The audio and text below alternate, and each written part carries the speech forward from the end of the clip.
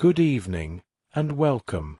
Tonight, we're taking a slow and gentle journey through one of the quietest inventions in human history, one so familiar that it often disappears into the background of everyday life. It is something that has carried birthday cards and business contracts, declarations of independence and handwritten love letters, postcards from distant vacations and simple notes that begin with the words, "Just thinking of you." We're exploring the long and surprisingly fascinating history of the Postal Service. At first glance, mail might seem ordinary. After all, most of us have walked to a mailbox countless times without giving it much thought. We've watched a mail carrier move from house to house, seen envelopes stacked neatly on a kitchen table, or opened a package that traveled hundreds or even thousands of miles to reach our doorstep. It all feels so routine. But behind that routine lies a remarkable story stretching back thousands of years. Long before airplanes crossed continents, before railroads stitched nations together, before automobiles, telephones, or the Internet, people still faced the same challenge they do today. How do you send a message to someone who isn't standing beside you? That simple question inspired one of humanity's greatest logistical achievements. Across deserts and mountain ranges, over rivers and oceans, through forests, snowstorms, and scorching summer heat. Generations of couriers, riders, sailors, railway clerks, pilots, and letter carriers devoted their lives to moving words from one person to another. For thousands of years, civilizations rose and fell, kingdoms expanded, new nations were founded, and technologies transformed the world. Yet throughout it all, letters continued their quiet journeys. Some traveled in leather satchels slung over the shoulders of runners. Others rode in royal chariots, bounced along dusty wagon roads, crossed oceans inside wooden sailing ships, or sped through the night aboard roaring locomotives. Today, many travel in trucks guided by satellite navigation and sorted by machines capable of processing tens of thousands of pieces every hour. Yet despite all those changes, the purpose has remained beautifully simple: to connect people. Throughout tonight's story, we'll meet ancient Persian horsemen racing along royal roads, Roman couriers traveling one of history's greatest highway systems, medieval messengers winding through castle gates, colonial post riders navigating rough American wilderness, and dedicated letter carriers walking familiar neighborhood streets day after day. We'll visit humble village post offices where neighbors gathered not only to collect letters, but to exchange news, share stories, and catch up on local gossip. We'll step aboard crowded mail coaches rattling across muddy roads and quiet railway cars where skilled clerks sorted letters at remarkable speed while trains thundered through the darkness. Along the way, we'll discover how something as small as a postage stamp changed global communication forever, why the legendary Pony Express became famous despite lasting less than 2 years, and how delivering mail became one of the most trusted public services in many countries. But this isn't simply a history of governments or institutions. It's really a history of ordinary people. A farmer waiting months for a letter from family overseas. A sailor writing home from a distant port. Parents receiving news from children who had moved west in search of new opportunities. Friends exchanging holiday greetings. Authors mailing manuscripts. Students writing home from school. Sweethearts patiently awaiting replies that might take weeks, or even months, to arrive. Every envelope represented a small piece of someone's life. Inside were hopes, celebrations, disappointments, invitations, recipes, condolences, jokes, dreams, and everyday conversations that otherwise might have disappeared forever. Unlike grand monuments or famous battles, the Postal Service quietly accompanied nearly every major moment in history. It helped spread new ideas, supported trade, strengthened governments, encouraged exploration, and allowed families separated by great distances to remain connected. It became so dependable that entire communities organized their routines around mail delivery. In many small towns, Mail Day was one of the week's most anticipated events. People gathered outside post offices long before the mail coach arrived, eager to hear news from relatives or simply learn what was happening in the wider world. Even today, despite emails, text messages, and video calls, millions of letters and packages still travel every single day. Holiday cards continue to appear in mailboxes each winter. Birthday gifts still arrive wrapped in brown paper. Carefully handwritten notes remain treasured keepsakes because they carry something digital messages often cannot: the unmistakable touch of another person's hand. As we settle into this journey together, there's no need to remember every date or every name. This isn't a test of history. Think of it instead as a peaceful evening stroll through time, following winding roads, quiet villages, bustling train stations, and neighborhood sidewalks where generations of mail carriers made their daily rounds. So find a comfortable position, relax your shoulders, and let your imagination drift backward through the centuries. Our first stop takes us to a world long before mailboxes, postage stamps, or post offices existed, a time when every message had to be carried by hand, and the simple act of sending a few written words across a great distance was one of the greatest challenges a civilization could face. Imagine waking just before sunrise in a small farming village nearly 5,000 years ago. The air is cool, and a thin mist hangs over nearby fields. Roosters announce the coming day while smoke curls lazily from cooking fires. Children help carry water from a nearby stream, merchants prepare baskets of grain and pottery, and somewhere in the distance, a shepherd whistles softly to gather his flock. Life feels peaceful enough.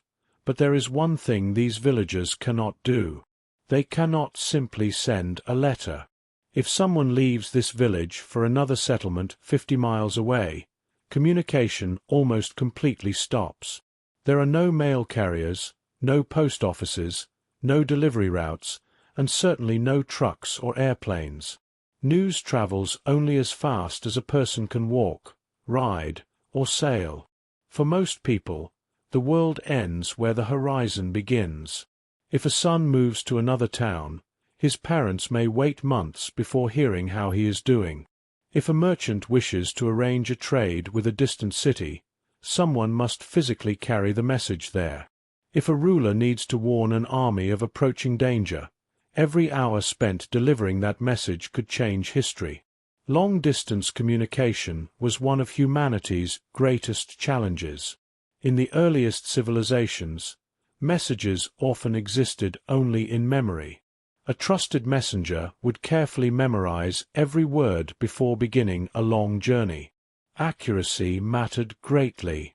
Forgetting a single sentence, or adding one by mistake, could completely change the meaning. This required remarkable concentration.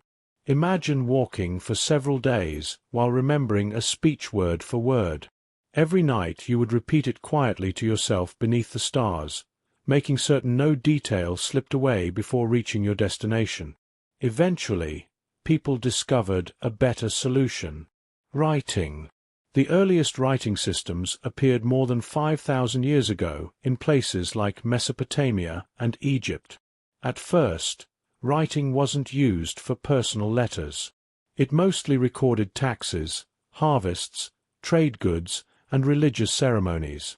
But once people learned how to preserve words on clay, papyrus, bamboo, or parchment, entirely new possibilities emerged. Now messages no longer depended entirely on memory. Someone could write instructions in one city, and another person could read those same words days, or even weeks, later somewhere else. Of course, the message still had one very important problem. It had to travel.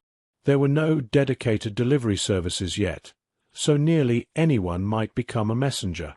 Traveling merchants often carried letters alongside fabrics, spices, or pottery. Sailors transported messages between ports whenever ships happened to be sailing in the right direction. Pilgrims visiting distant temples sometimes agreed to deliver notes along their route. Friends relied upon friends. Families relied upon travelers. Kings relied upon trusted servants. Sometimes a letter waited weeks simply because no one happened to be heading in the right direction. Nature often made the journey even more difficult. Dense forests slowed travelers to a crawl. Rivers flooded unexpectedly, washing away narrow crossings. Mountain passes disappeared beneath deep snow for months at a time.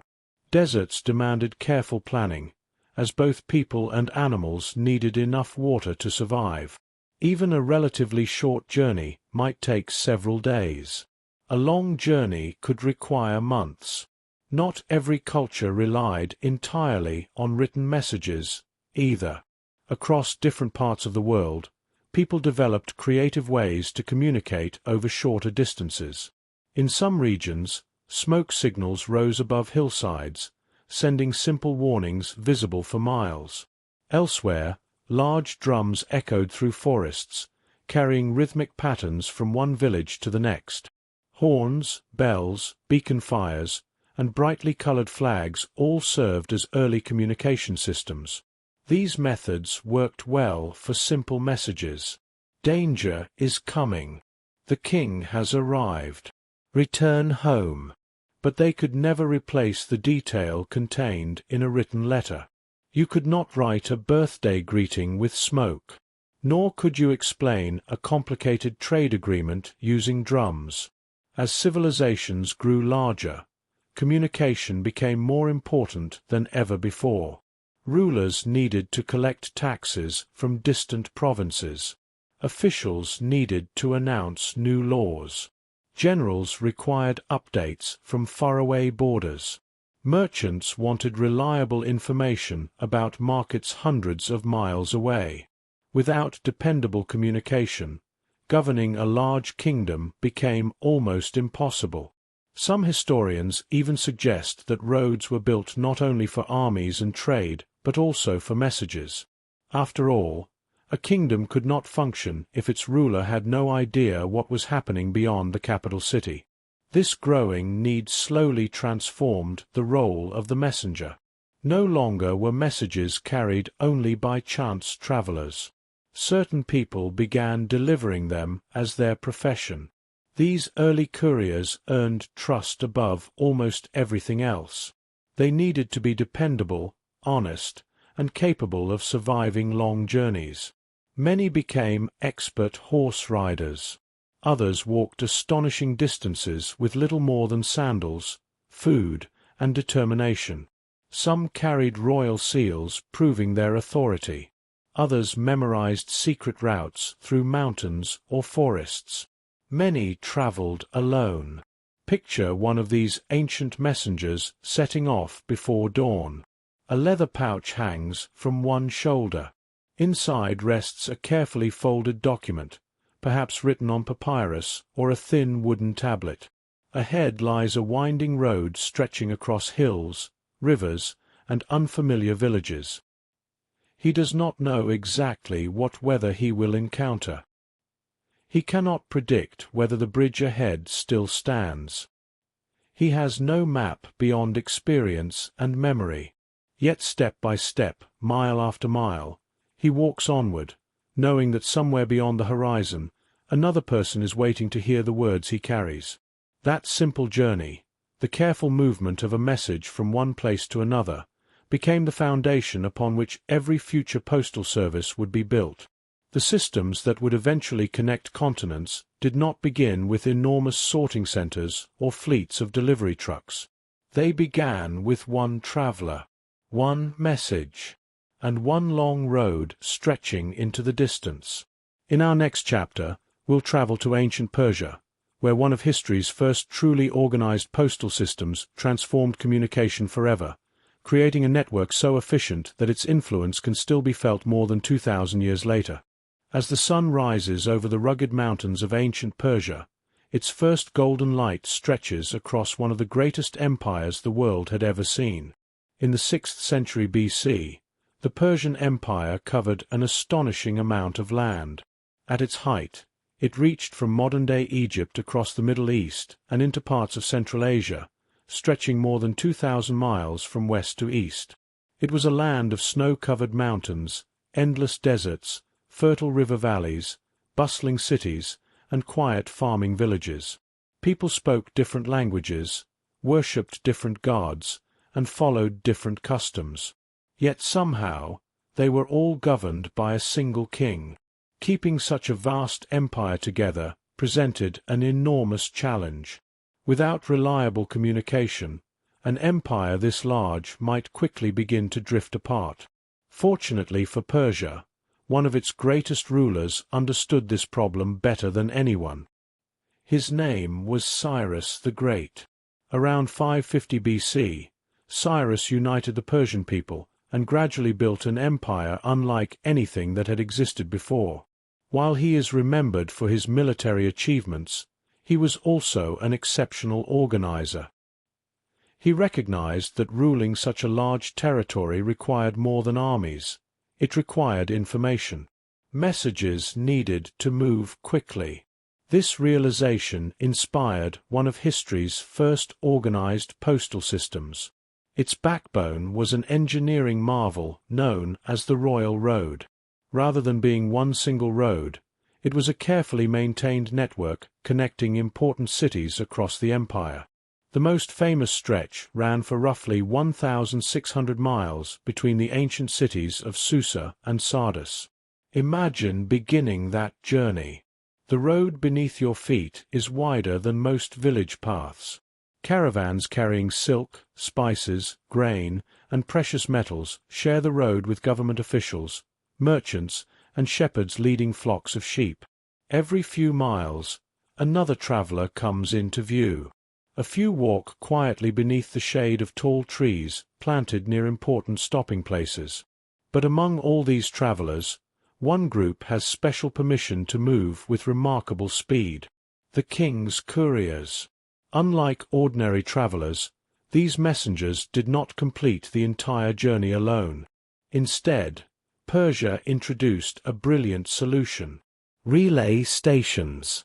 At regular intervals along the royal road stood small stations stocked with fresh horses, food, water, and resting places.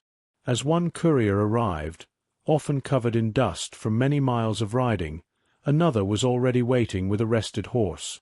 The message changed hands in only a few moments. The tired rider stepped aside. The fresh rider mounted immediately. Without unnecessary delay, the journey continued. It worked much like a relay race, with each courier responsible for only one section of the route. Because horses remained fresh and riders were well rested, messages traveled far faster than any single traveler could manage alone. A royal order that might have taken weeks using ordinary methods could now cross the empire in a fraction of the time. The system was so efficient that it amazed visitors from other lands. Centuries later, the Greek historian Herodotus wrote one of history's most famous descriptions of these Persian couriers. He praised their determination by saying that neither snow, nor rain, nor heat, nor darkness of night prevented them from completing their appointed rounds. Today, many people recognize a similar phrase because it appears on the James A. Farley Post Office building in New York City. Although it was never an official motto of the United States Postal Service, the words were inspired by Herodotus's admiration for these ancient Persian riders. It is remarkable that praise written over 2,000 years ago still echoes through the history of mail delivery today. Of course, the work itself was not always easy. Picture one of these couriers beginning a shift before dawn. His horse stamps softly against the cool earth while attendants tighten leather straps and check the saddle. A sealed leather pouch containing official documents is secured carefully at his side. A horn sounds. The gates open. Almost immediately, horse and rider disappear into the morning light. For the next 20 or 30 miles, they race across open countryside. The wind whistles past their ears while small villages blur into the distance. Occasionally they pass farmers tending fields or merchants leading long camel caravans toward busy marketplaces. Eventually, another relay station appears. Fresh horses wait beneath simple wooden shelters. Stable workers have already prepared everything. Within moments, The message changes hands, another rider mounts, and the journey continues. The entire exchange may take only a minute or two. The message never truly stops moving. These stations became small communities of their own. Stable hands cared for dozens of horses. Blacksmiths repaired horseshoes. Bakers prepared bread for travelers. Wells supplied fresh water. Guards protected the valuable documents passing through each day. Although they existed primarily for government business, they gradually encouraged trade and travel as well. Roads that carried official messages also carried merchants, explorers, scholars, and ideas. Communication and commerce often traveled together. Not every person could use this postal network. At first, it was reserved mainly for royal business. Ordinary citizens generally still relied upon merchants or personal messengers to carry private letters.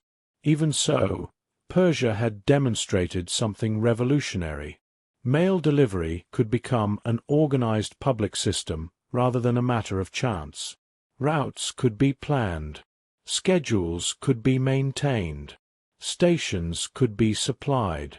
Couriers could work together instead of alone. These ideas would inspire later civilizations for centuries. The Romans, in particular, carefully studied systems of roads and government communication. Many of the principles developed in Persia, relay stations, official couriers, and maintained highways, would eventually appear in other great empires around the world. Sometimes history changes because someone invents a new machine. Sometimes it changes because someone builds a better road. And sometimes it changes because a ruler realizes that information can travel almost as importantly as people themselves. The Persian postal system reminds us that long before trains, airplanes, or trucks, human ingenuity had already solved one of civilization's greatest puzzles. As the Persian couriers galloped across the royal road, other civilizations were discovering their own ways to move information across great distances. Each faced the same timeless question: how do you keep people connected when they are separated by deserts, rivers, mountains, or seas? The answers were never exactly the same, but each civilization added another small piece to the story of the postal service. Let us begin beside one of the world's most famous rivers, the Nile. In ancient Egypt, nearly every part of life revolved around its slow, dependable flow. Villages lined its banks, farmers depended upon its yearly floods, and graceful boats drifted north and south carrying grain, stone, livestock, and people. Messages often traveled the same way. Thousands of years before the Common Era, Egyptian pharaohs employed trusted royal messengers who carried official orders throughout the kingdom. Sometimes they traveled by foot along the riverbanks. Other times they boarded narrow wooden boats, letting the Nile itself become a natural highway. Unlike modern mail, these deliveries belonged almost entirely to the government. A farmer could not simply write to a cousin hundreds of miles away and expect an official messenger to deliver the letter. Instead, the royal courier's job was to carry tax records, military reports, religious instructions, and commands from the pharaoh. Their work required absolute trust.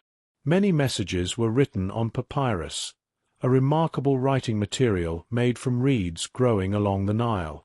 Thin strips of the plant were pressed together into smooth sheets, creating one of history's earliest forms of paper. A scribe carefully wrote each message using reed pens dipped in ink. The finished scroll was rolled tightly, tied with string, and often sealed with clay or wax to show whether anyone had opened it. Travel was rarely hurried. The current carried boats gently northward toward the Mediterranean Sea, while sails captured southern winds for the return trip upstream. Nature itself helped move both people and information. Across the Mediterranean, another civilization approached communication somewhat differently. Ancient Greece was not one united kingdom, but a collection of independent city-states, each with its own government, traditions, and interests. Because these cities were separated by mountains and islands, messengers became especially important. The Greeks relied upon heralds. These official messengers carried announcements, negotiated between cities, and delivered important news during both peace and war. Heralds held a respected position because they represented communication itself. In many situations, even enemies allowed heralds to pass safely. Much of Greece's communication happened by sea, carrying olive oil, pottery, wine, and passengers. Letters often traveled aboard these same vessels, tucked safely among cargo or entrusted to experienced sailors. Imagine standing on the deck of a wooden ship as it glides across the bright blue Aegean Sea. White sails billow overhead while dolphins occasionally leap alongside the bow. The sea became Greece's roadway. Yet no ancient civilization would influence future postal systems more than Rome. By the 1st century AD, the Roman Empire stretched across much of Europe, North Africa, and the Middle East. Like Persia before it, Rome governed millions of people spread across enormous distances. Communication was essential. Fortunately, the Romans excelled at building roads. Even today, the phrase, "all roads lead to Rome," reminds us of their extraordinary engineering. Roman roads were carefully planned and surprisingly durable. Workers dug deep foundations before layering stones, gravel, and paving blocks to create smooth, reliable surfaces. Slight curves allowed rainwater to drain away, helping many roads survive for centuries. Some can still be walked today. These roads carried soldiers, merchants, travelers, and messages. To manage communication, Rome developed an official courier network known as the cursus publicus, meaning the public course. Like Persia's relay system, it relied upon stations placed along major roads. Some stations offered fresh horses. Others provided meals, repairs, and overnight lodging. Government couriers carried official permits that allowed them to exchange tired horses for rested ones, greatly increasing the speed of important deliveries. Picture one of these relay stations on a quiet afternoon.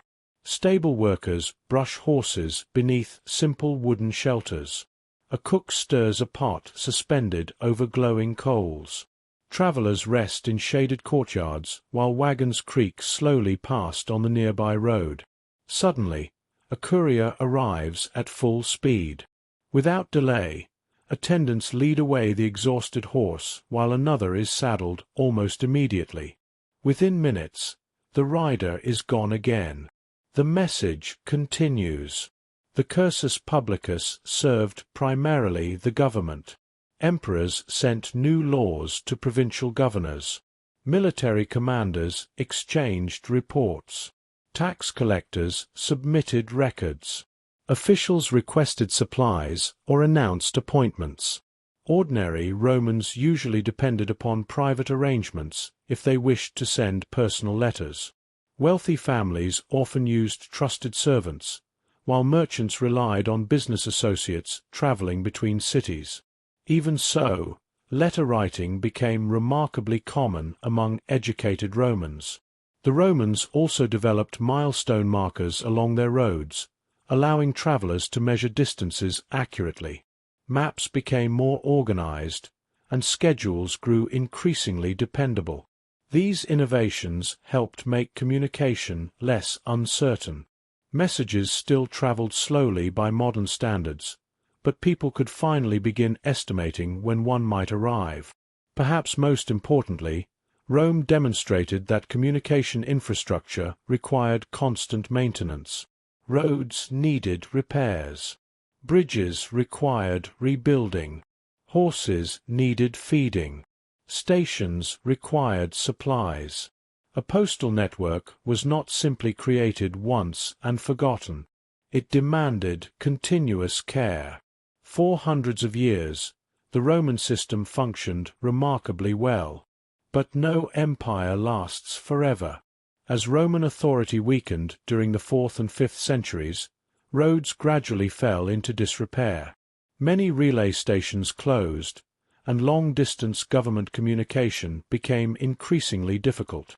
The carefully organized network slowly faded, yet the ideas behind it never disappeared. As the Western Roman Empire gradually faded during the 5th century, many of its carefully maintained roads became quieter with each passing year. Communication did not disappear.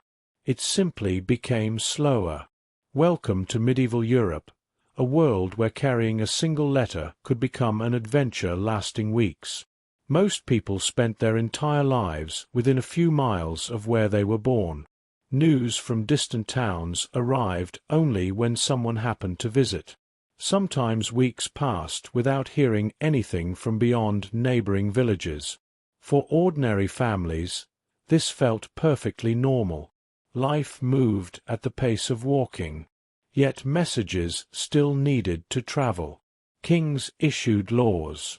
Merchants arranged trade. Church leaders communicated with monasteries. Families hoped to remain connected despite long distances. Without a centralized postal service, many different groups stepped forward to carry messages. One of the most reliable belonged to the Church. Throughout medieval Europe, monasteries formed an extraordinary network stretching across the countryside. Monks copied books by hand, preserved ancient knowledge, educated scholars, and frequently exchanged letters with other religious communities. Picture a quiet monastery tucked into rolling hills. Inside a candlelit room known as the scriptorium, rows of monks sit silently at wooden desks. Goose feather quills glide across smooth parchment made from animal skin. Every letter is formed carefully, every word written with patience. Once completed, the document is rolled or folded, tied with cord, and entrusted to a traveling monk or messenger heading toward another monastery. The journey may take days, or weeks, perhaps even longer if winter weather blocks the roads. These religious travelers became some of the most dependable carriers of written communication during the Middle Ages. Meanwhile, Europe's kings faced a familiar challenge. Most rulers maintained their own personal messengers. These royal couriers carried sealed orders between castles, delivered invitations to nobles, and announced important ceremonies or laws. Unlike modern postal workers, they served only one employer. Each kingdom operated its own small communication network. Trust remained everything. Breaking a royal seal without permission could carry severe punishment. As Europe slowly recovered from centuries of upheaval, trade also began to grow. Markets expanded. Cities became busier. Merchants traveled farther than ever before. With commerce came another need for communication. Merchant guilds established their own informal courier systems, allowing business partners in different cities to exchange contracts, price information, and shipping schedules.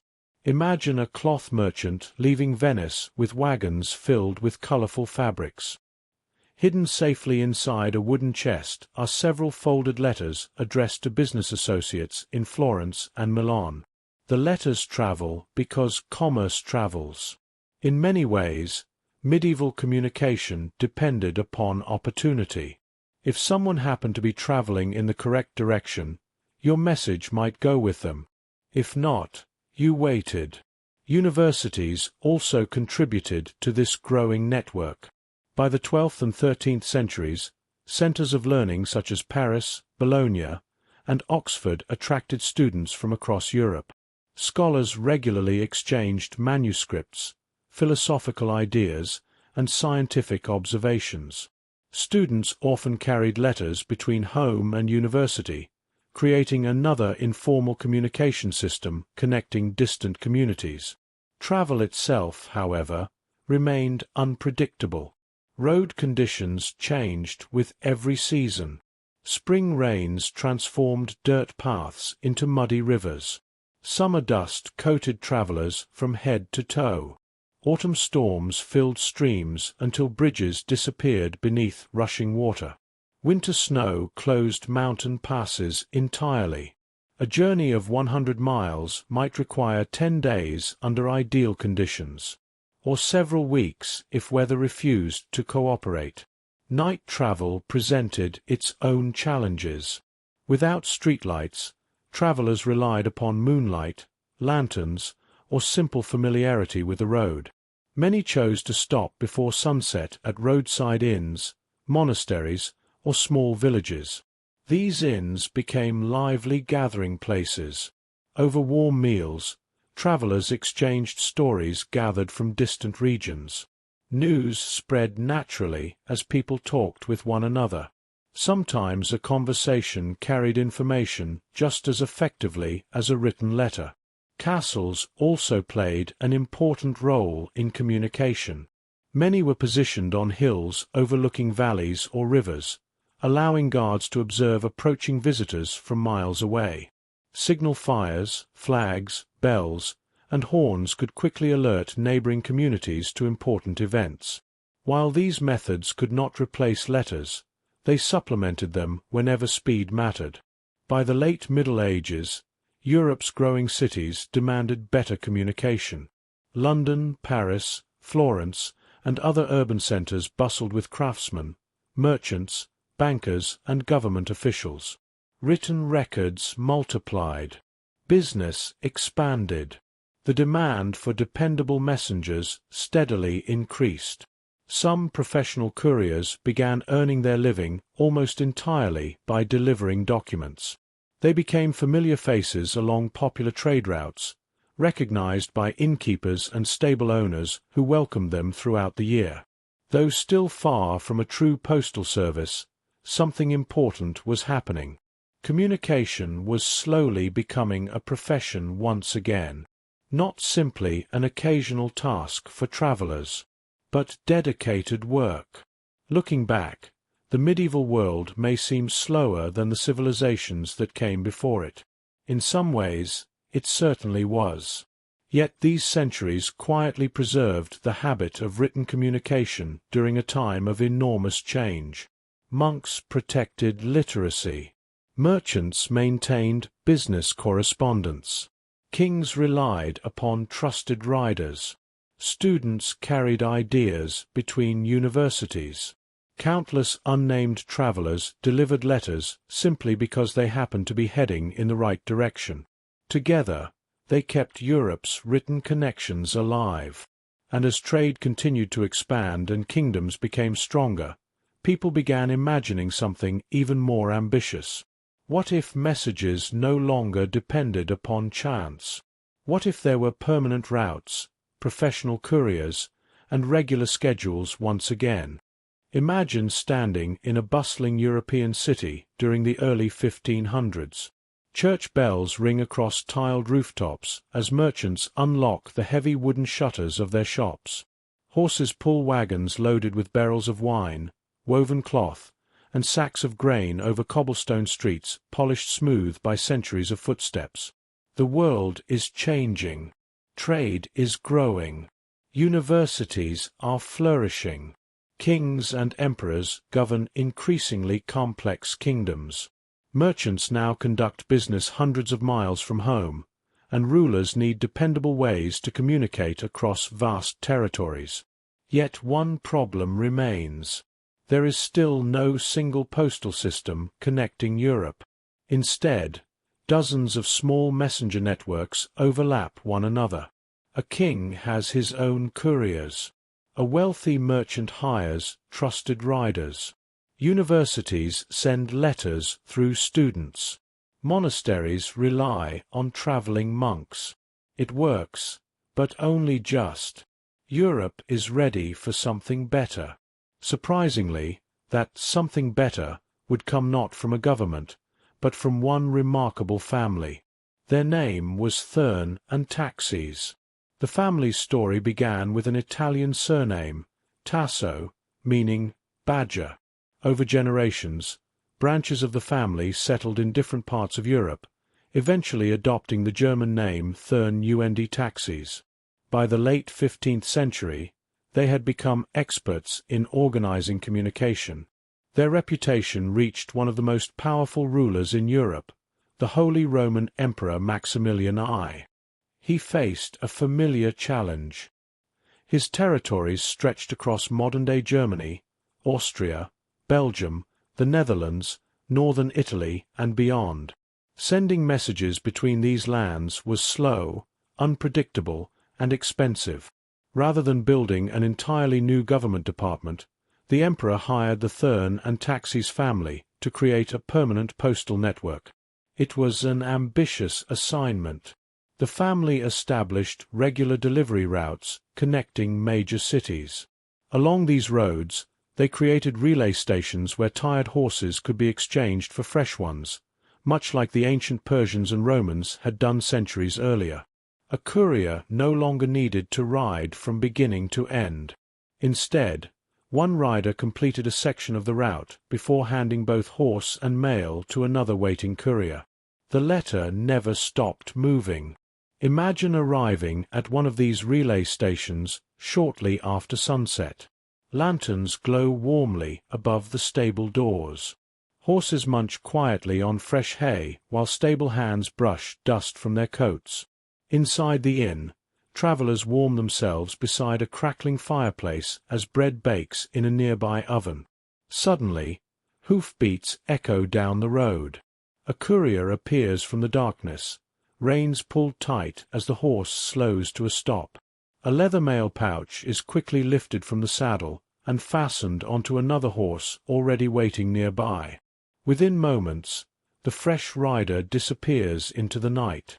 The entire exchange takes only a few minutes. This careful organization dramatically improved delivery times.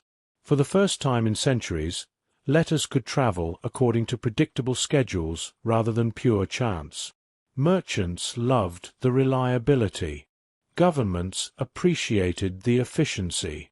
Scholars welcomed the faster exchange of ideas. The network continued to expand.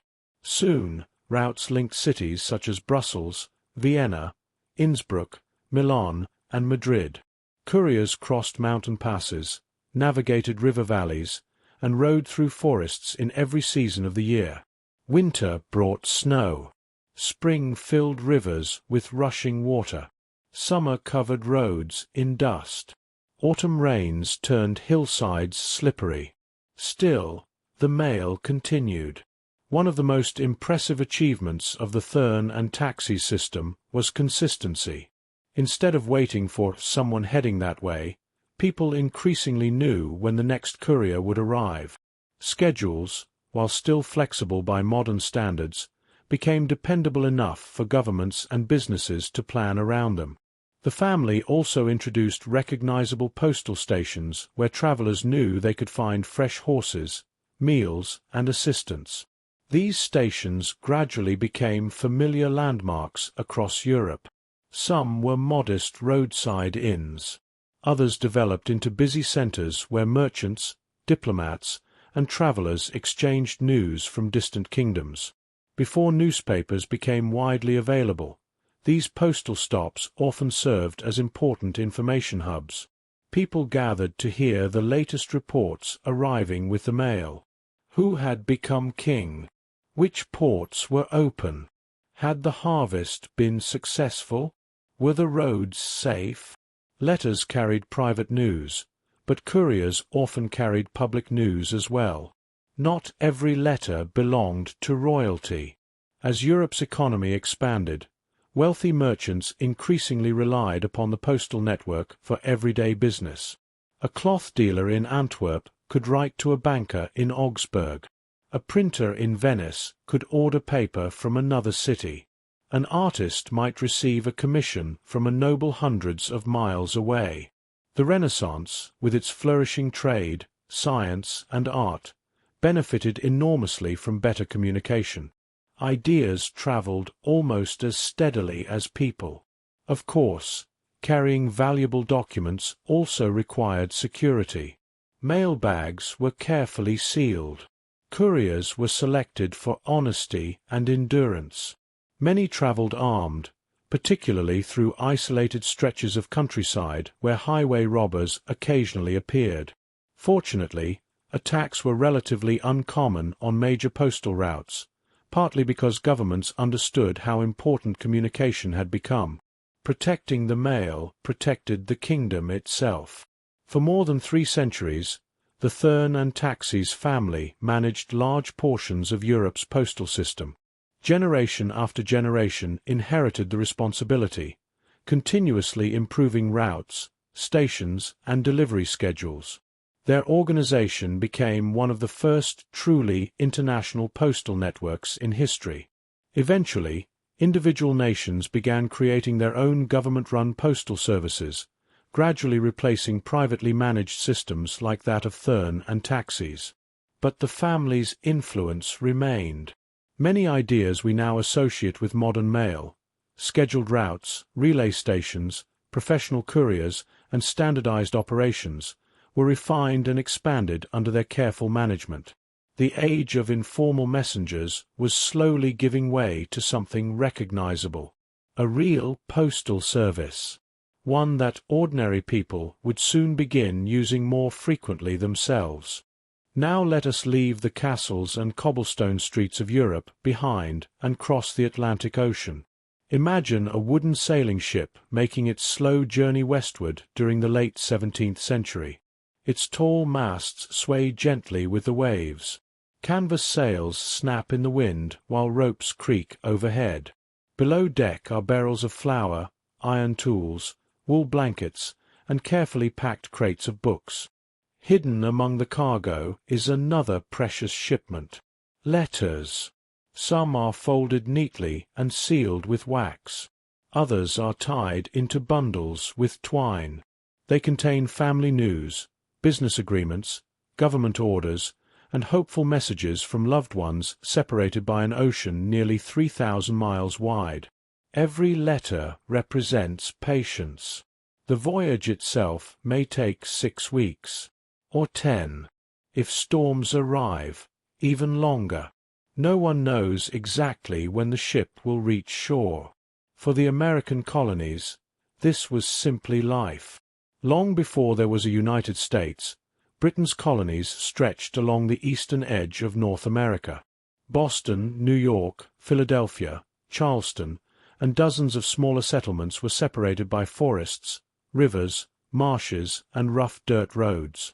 Even neighboring colonies often felt far apart. Communication remained a challenge. When ships arrived from England, entire towns gathered along the docks. Families searched eagerly for familiar handwriting among the stacks of letters. Some people received joyful news.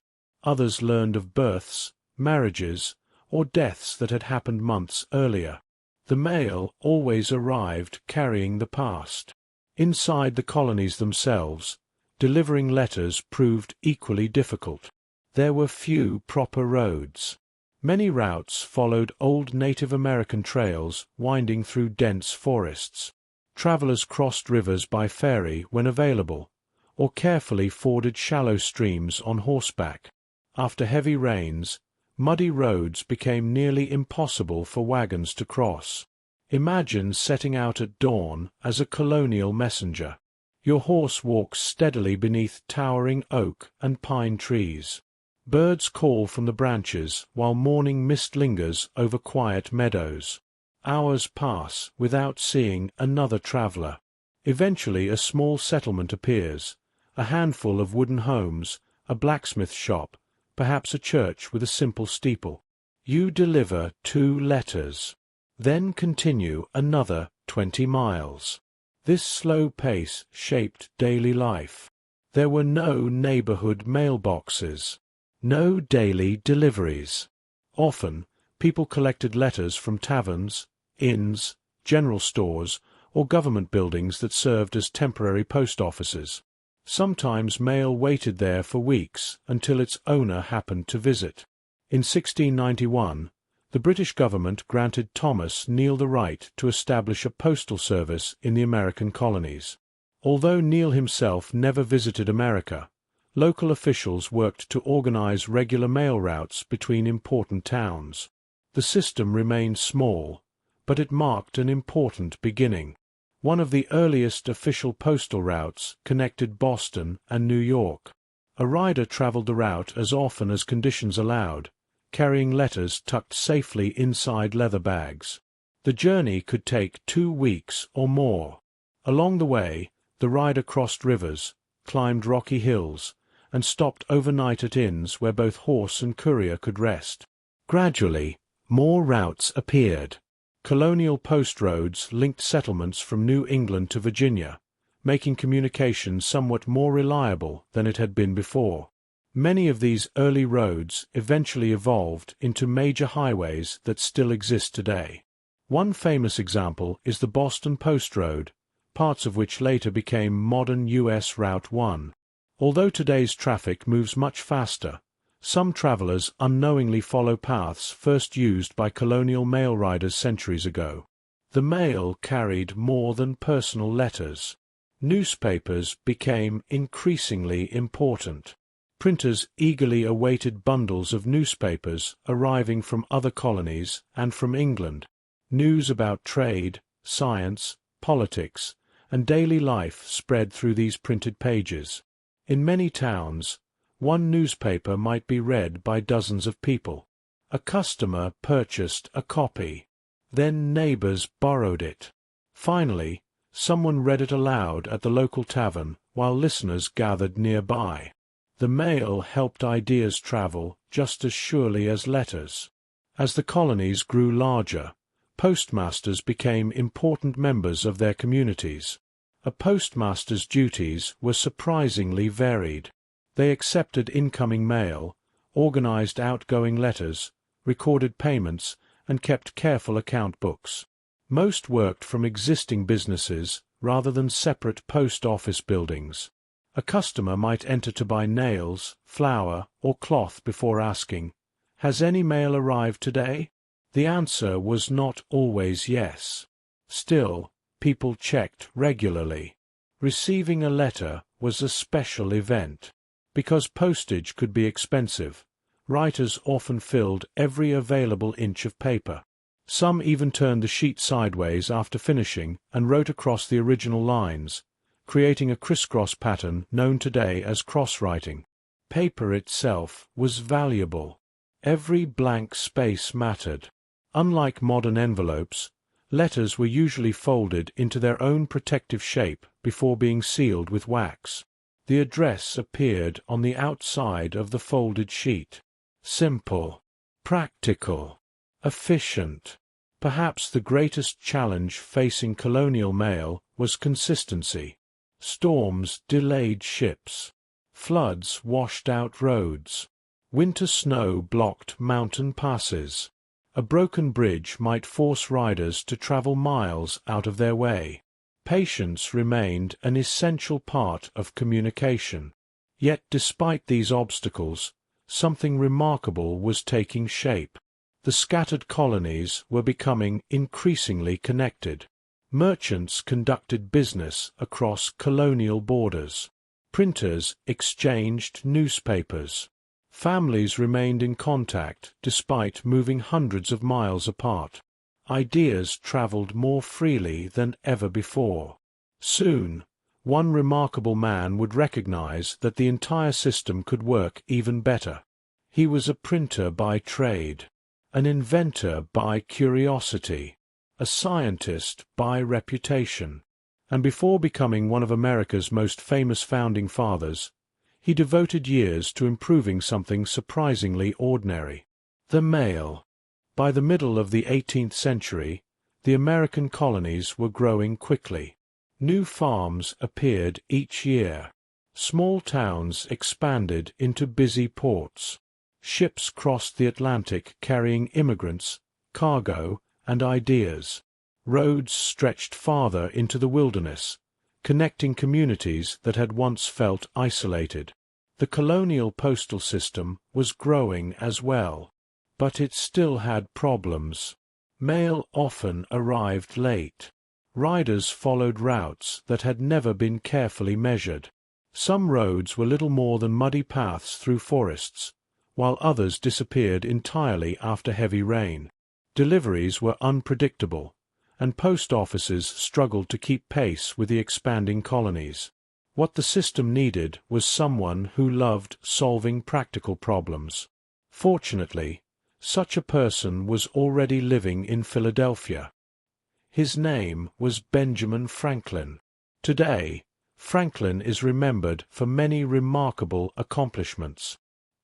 He experimented with electricity, invented useful devices, published books, helped draft the Declaration of Independence, and became one of America's most celebrated founding fathers. Yet one of his longest-lasting contributions was something much quieter. He made the mail work better. Franklin had spent much of his life as a printer. Every week he published newspapers filled with local news, essays, advertisements, and announcements. His business depended upon reliable communication. Newspapers could only report current events if information reached the printing press quickly. Slow mail meant old news. Franklin understood this better than almost anyone. In 1737, at only 31 years old, he became the postmaster of Philadelphia. He approached the job with the same curiosity he brought to every challenge. Instead of accepting the system as it was, he began asking questions. Which routes were fastest? Where were riders losing time? How could deliveries become more reliable? Rather than guessing, Franklin decided to measure. One of his most famous habits was recording distances himself. As he traveled between towns, he attached a simple odometer to the wheel of his carriage. Each rotation clicked the mechanism forward, allowing him to calculate the exact mileage between post offices. Today, using a measuring device inside a vehicle feels perfectly ordinary. In Franklin's day, it was an unusually careful approach. He believed good decisions should be based on accurate information. The result was more efficient routes and more dependable schedules. Imagine riding alongside Franklin on one of these inspection trips. The road winds through quiet forests where tall oaks cast shifting shadows across the path. Birds flutter overhead while the steady clatter of carriage wheels echoes through the morning air. Every few miles, Franklin makes a note in a small notebook. Distance between towns. Condition of the road.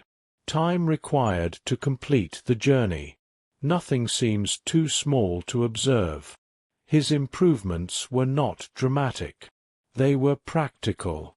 He adjusted routes to avoid unnecessary delays. He encouraged more regular delivery schedules. He improved bookkeeping so post offices could better track incoming and outgoing mail. Small changes added together created a much stronger system. In 1753, Franklin's responsibilities grew even larger when he was appointed Joint Deputy Postmaster General for Britain's North American colonies. Now he oversaw postal operations stretching from New England to the southern colonies. The job required constant travel. Franklin spent countless hours on horseback or in carriages visiting post offices, speaking with riders, and inspecting routes firsthand. These journeys gave him an unusually detailed understanding of colonial America. He knew which rivers flooded every spring, which mountain roads became dangerous in winter, which postmasters kept excellent records, and which routes needed improvement. One innovation involved nighttime travel. Previously, many riders stopped at sunset and waited until morning before continuing. Franklin encouraged certain routes to operate later into the evening whenever practical. By reducing unnecessary delays, mail reached its destinations more quickly. Newspapers especially benefited. Readers wanted fresh information, not stories that were already weeks old. Franklin also worked to make the Postal Service financially stable. Earlier systems often lost money because routes were poorly organized or expenses were difficult to track. His careful management transformed the colonial postal service into one of the few branches of government that consistently paid for itself. It was an impressive achievement. Imagine visiting a colonial post office after Franklin's improvements.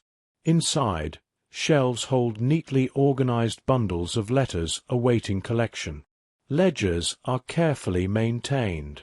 Riders arrive according to more predictable schedules, and local merchants have greater confidence that important business correspondence will reach its destination. Nothing appears especially exciting. Yet everything works a little more smoothly. Sometimes the greatest improvements are almost invisible. Franklin believed communication strengthened society itself. Letters connected families. Newspapers spread knowledge. Reliable mail encouraged trade.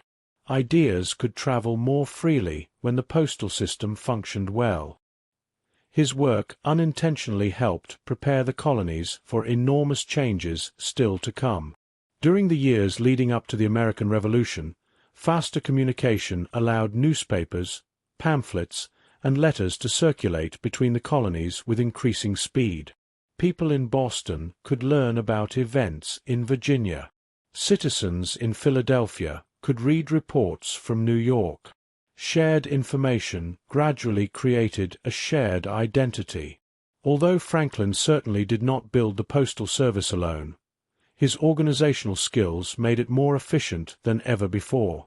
Many historians consider him the father of the American postal system. It is a fitting title for someone who believed that even the smallest practical improvements could make everyday life better. By the 1770s, however, tensions between Britain and its American colonies were steadily increasing. Political disagreements became more frequent. Trust began to fade. Eventually, the colonial leaders reached an important conclusion. If they hoped to govern themselves, they would need something essential: their own postal service. In the spring of 1775, the familiar rhythm of colonial life began to change. 4 years, letters had travelled up and down the eastern seaboard under the authority of the British Crown. Riders carried official documents, merchants exchanged business correspondence, and newspapers spread news from colony to colony. But as disagreements between Britain and its American colonies deepened, many colonial leaders became increasingly uneasy. They realized something important. If they wished to govern themselves, they could not depend upon another government to carry their messages. Communication was simply too important. Imagine arriving in Philadelphia during the summer of 1775. The streets are busy with horse-drawn wagons and pedestrians hurrying between brick buildings. Printers work late into the evening, setting type by hand beneath the warm glow of candles. Taverns buzz with conversation as travelers exchange the latest news from Boston, New York, and Virginia. Everywhere, people are talking. Information has become one of the colony's most valuable resources. On July 26, 1775, the Second Continental Congress made a quiet but historic decision. It established what became the constitutional post.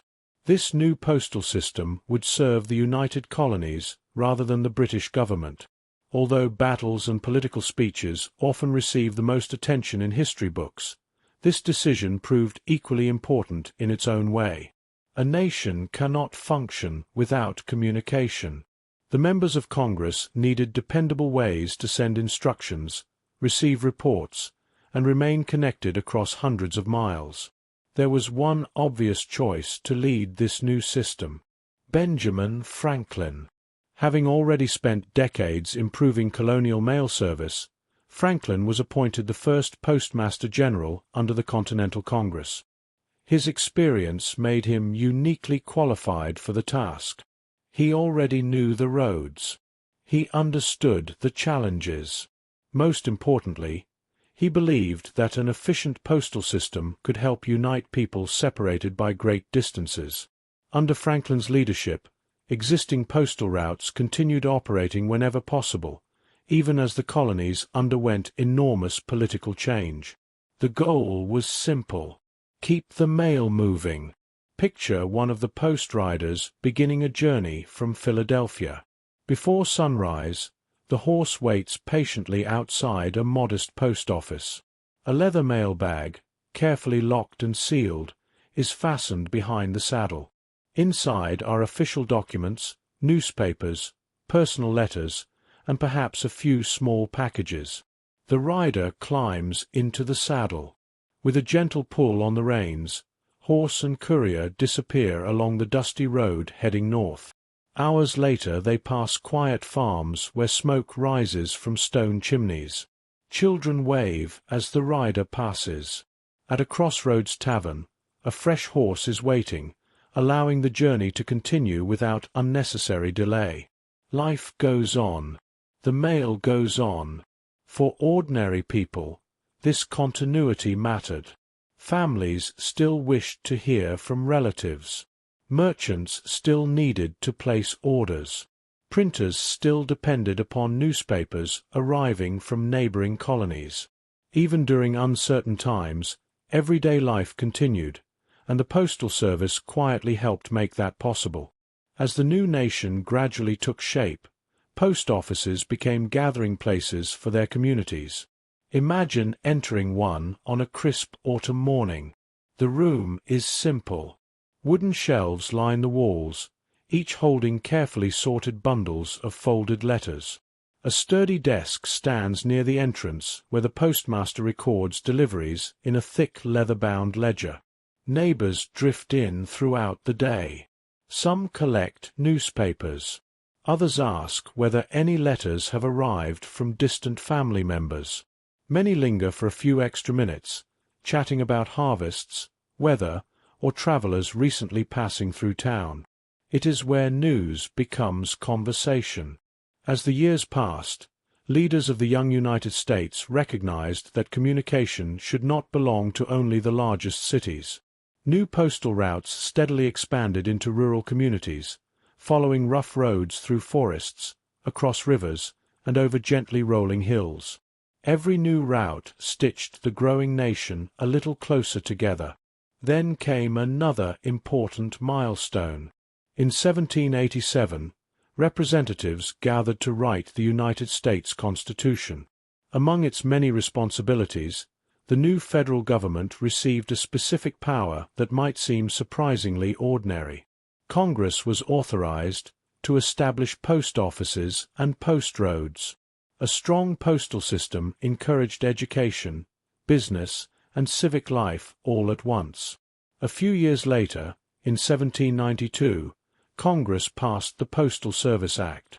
This landmark law formally organized the nation's postal system and established many principles that still influence mail delivery today. One of its most significant features involved newspapers. Publishers received very low postal rates, allowing newspapers to circulate widely throughout the country. The lawmakers believed an informed public was vital to a healthy democracy. By making newspapers affordable to mail, they encouraged citizens in distant towns to stay informed about events beyond their own communities. The law also protected the privacy of personal correspondence. Postal workers were generally forbidden from opening letters entrusted to their care. This simple principle helped build public trust. When someone placed a sealed letter into the mail, they could expect it to remain private until it reached its intended recipient.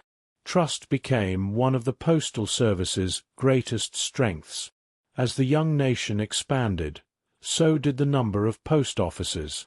Some occupied a corner of a general store. Others operated from private homes or taverns. Regardless of size, each became a familiar landmark where people gathered to exchange not only letters but also stories, greetings, and news. Looking back, it is easy to overlook how extraordinary these developments were. The United States was still a young country with scattered settlements stretching along the Atlantic coast. Yet its leaders invested in something wonderfully practical.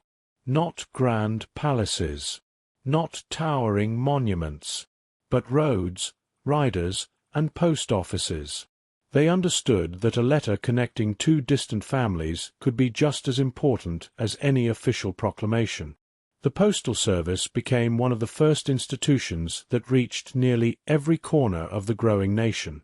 Quietly, reliably, and day after day, it reminded people that although they lived far apart, they belonged to the same country. Before the Postal Service could become a familiar part of everyday life, someone had to do the hardest part. They had to carry the mail. Long before delivery trucks rolled through neighborhoods and airplanes carried letters across oceans, the postal system depended on people willing to travel hundreds of miles through uncertain conditions. These riders, drivers, sailors, and boatmen were the moving pieces that kept communication alive. They followed rough roads, crossed rivers, climbed mountains, and endured every kind of weather imaginable. Their work was quiet. Their names were rarely remembered. But without them, the growing nation could not have stayed connected. Imagine a morning in early 19th century America. The sun has barely risen above the horizon. A thin layer of frost covers the grass beside a small wooden post office. Nearby, a horse stamps impatiently, sending small clouds of breath into the cold air. The rider checks the leather mailbag one last time.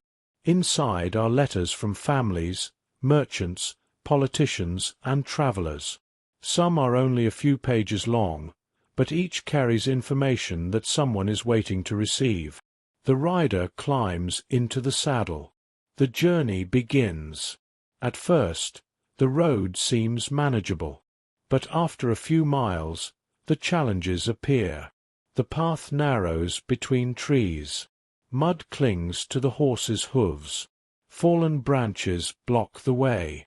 A stream that was shallow yesterday has risen after overnight rain. There are no paved roads, no road signs, no emergency services. Only experience, determination, and a good horse. For many early mail riders, the horse was their most important companion. A strong horse could mean the difference between completing a route and becoming stranded miles from help. Riders cared deeply for their animals, knowing that both depended on each other. A good male horse needed endurance more than speed. The goal was not to race endlessly. The goal was to arrive. Some riders traveled alone for hours through empty landscapes. Others followed routes where horses could be exchanged at designated stops. These early relay points allowed mail to continue moving even when one horse and rider had reached their limit. The journey itself could be exhausting. A rider might spend an entire day in the saddle, then rest only briefly before continuing the next morning. Clothing had to withstand rain, snow, and dust. Boots became worn. Hands grew rough from holding reins in every season. Yet many riders took great pride in their work. They knew they were carrying more than paper. They carried connections between people. One letter might contain news of a new child born into a family. Another might announce a business opportunity.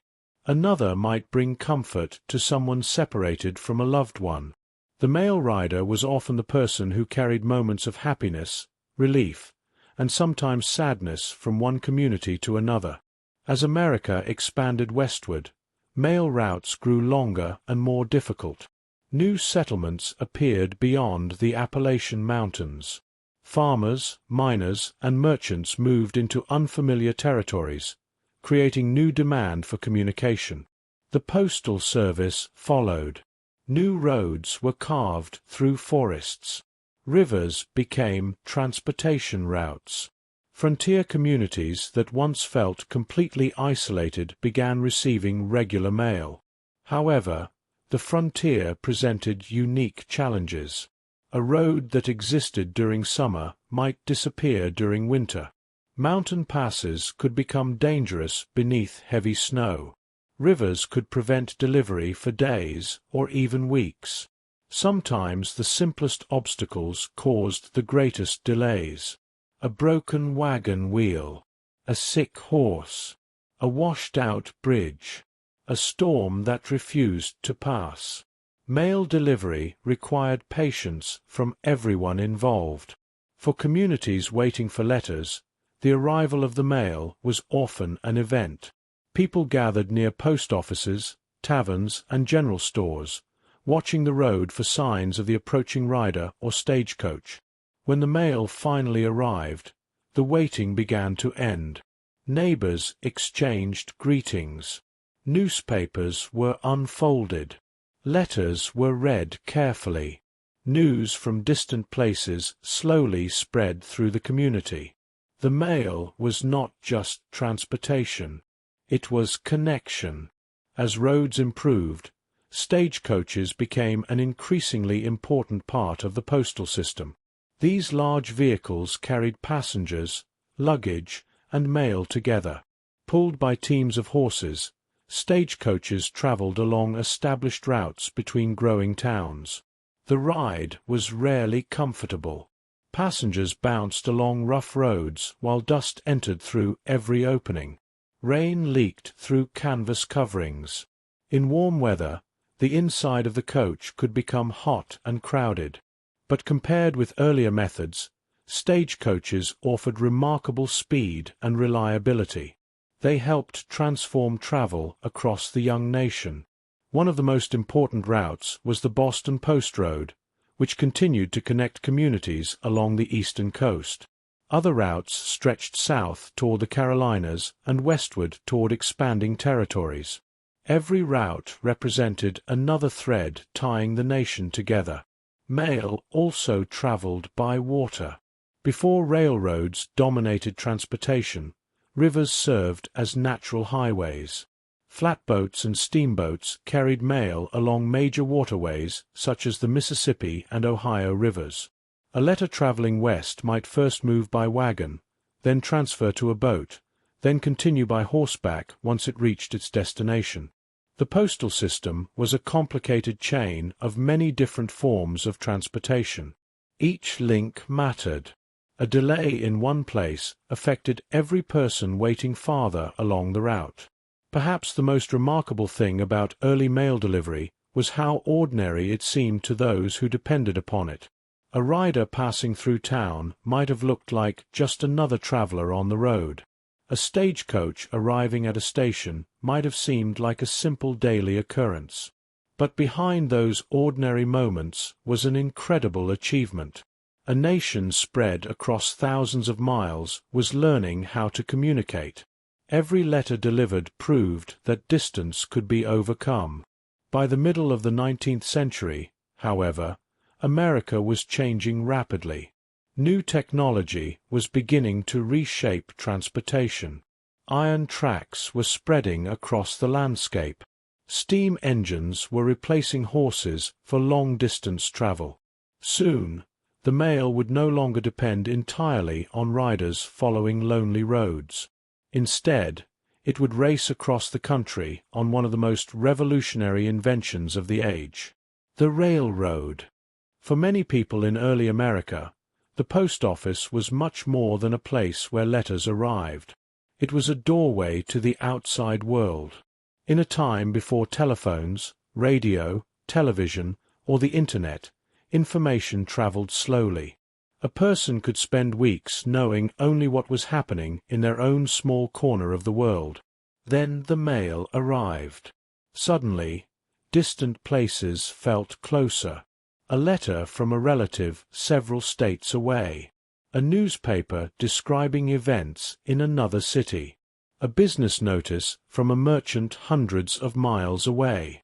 The post office was where all of these pieces of the wider world came together. Imagine walking into a small American post office around the early 19th century.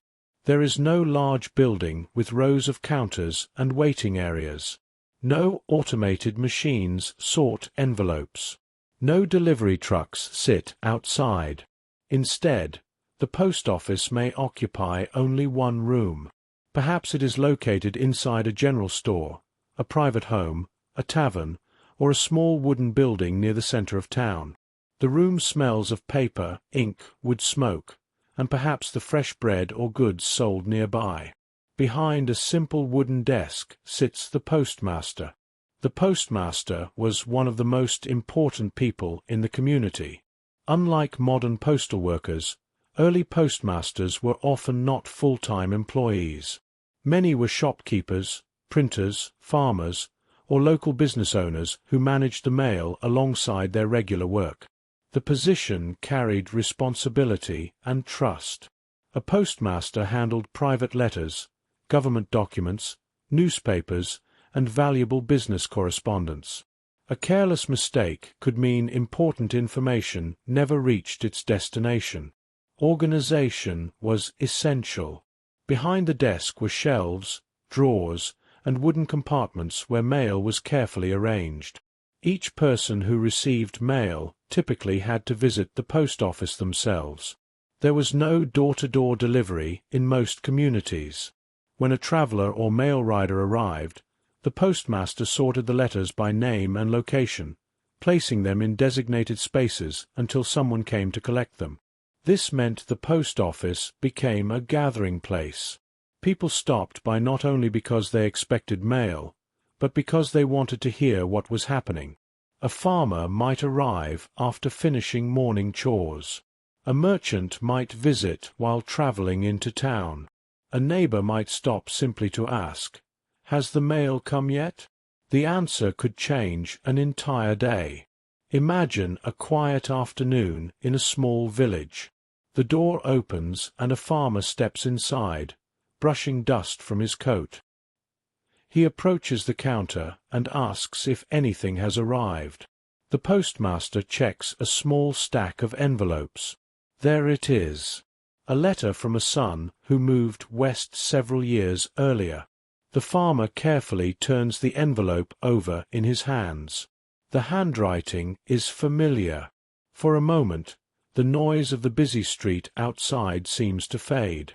A simple piece of paper has traveled hundreds of miles just to deliver a few precious words. This was the magic of mail. Letters carried pieces of people's lives.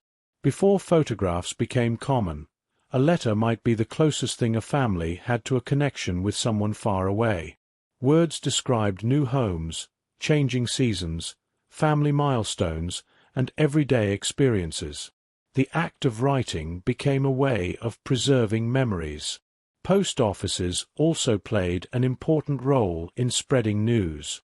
Newspapers were among the most common items carried through the postal system. In larger towns, multiple newspapers might arrive from different regions, bringing reports about politics, inventions, agriculture, and world events.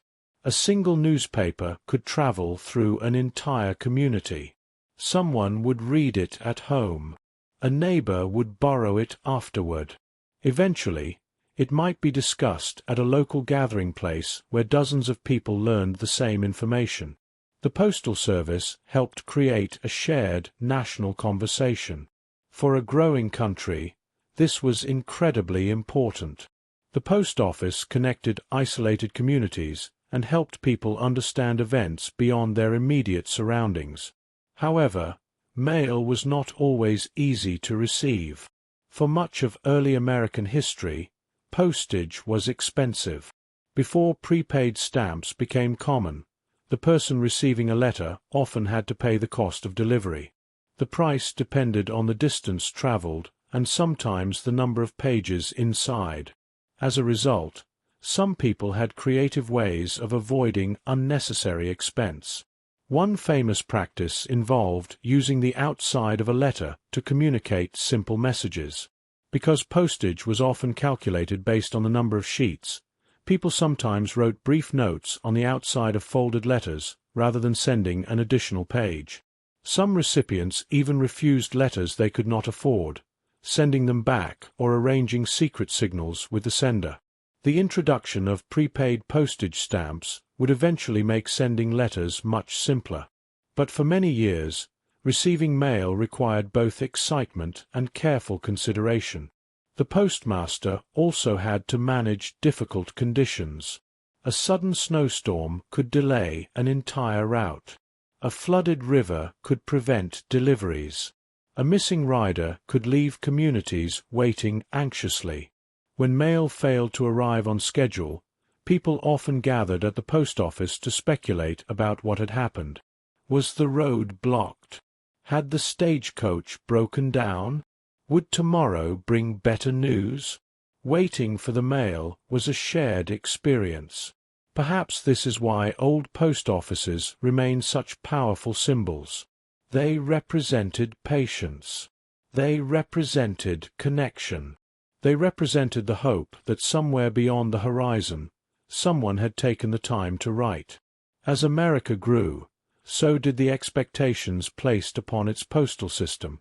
People wanted faster deliveries, more frequent routes, more affordable postage. The small wooden post office could no longer handle the demands of a rapidly expanding nation. A new era was approaching. Technology was beginning to transform transportation. Railroads would soon carry mail across enormous distances at speeds earlier generations could never have imagined. The quiet village post office would remain important, but the journey of each letter was about to become much faster. For thousands of years, sending a letter involved a complicated question. Who would pay for it? Before postage stamps existed, the answer was often the person receiving the letter. This simple system created a surprising number of problems.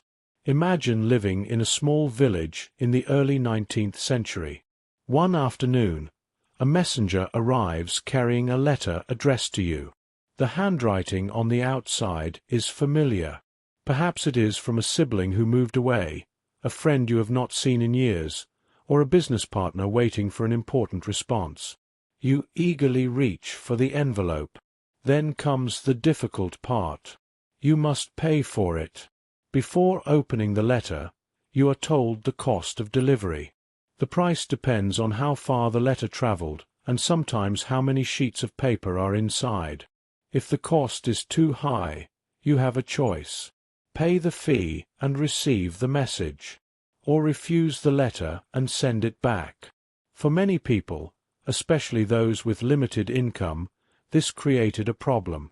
Important messages could become too expensive to receive. Some people developed clever ways to avoid paying postage, including arranging secret codes with family members or writing short messages on the outside of envelopes. The postal system needed a simpler solution. The answer came in the form of a tiny piece of paper that would transform communication forever. The postage stamp. The idea seems almost obvious today. A person buys a small stamp. They attach it to a letter. The Postal Service knows the delivery has already been paid for. Simple. Efficient. But before the stamp existed, this idea was revolutionary. The first adhesive postage stamp was introduced in Great Britain in 1840. It was called the penny black. The small black stamp featured the profile of Queen Victoria and allowed a letter weighing up to half an ounce to travel anywhere within the United Kingdom for 1 penny. For the first time, sending a letter became predictable. The sender paid before the journey began. No negotiation. No surprise fees. No worried recipient standing at the door wondering whether they could afford the delivery. The change was immediate. More people began sending letters. Businesses communicated more easily. Families stayed connected across greater distances. The postal system became accessible to a much larger part of society. A tiny stamp opened the door for millions of conversations. The United States soon followed. In the years before American postage stamps became common, the postal system continued to grow rapidly. The expanding nation needed faster and more affordable communication, especially as people moved farther west. In 1847, the United States issued its first postage stamps. The first featured two famous Americans.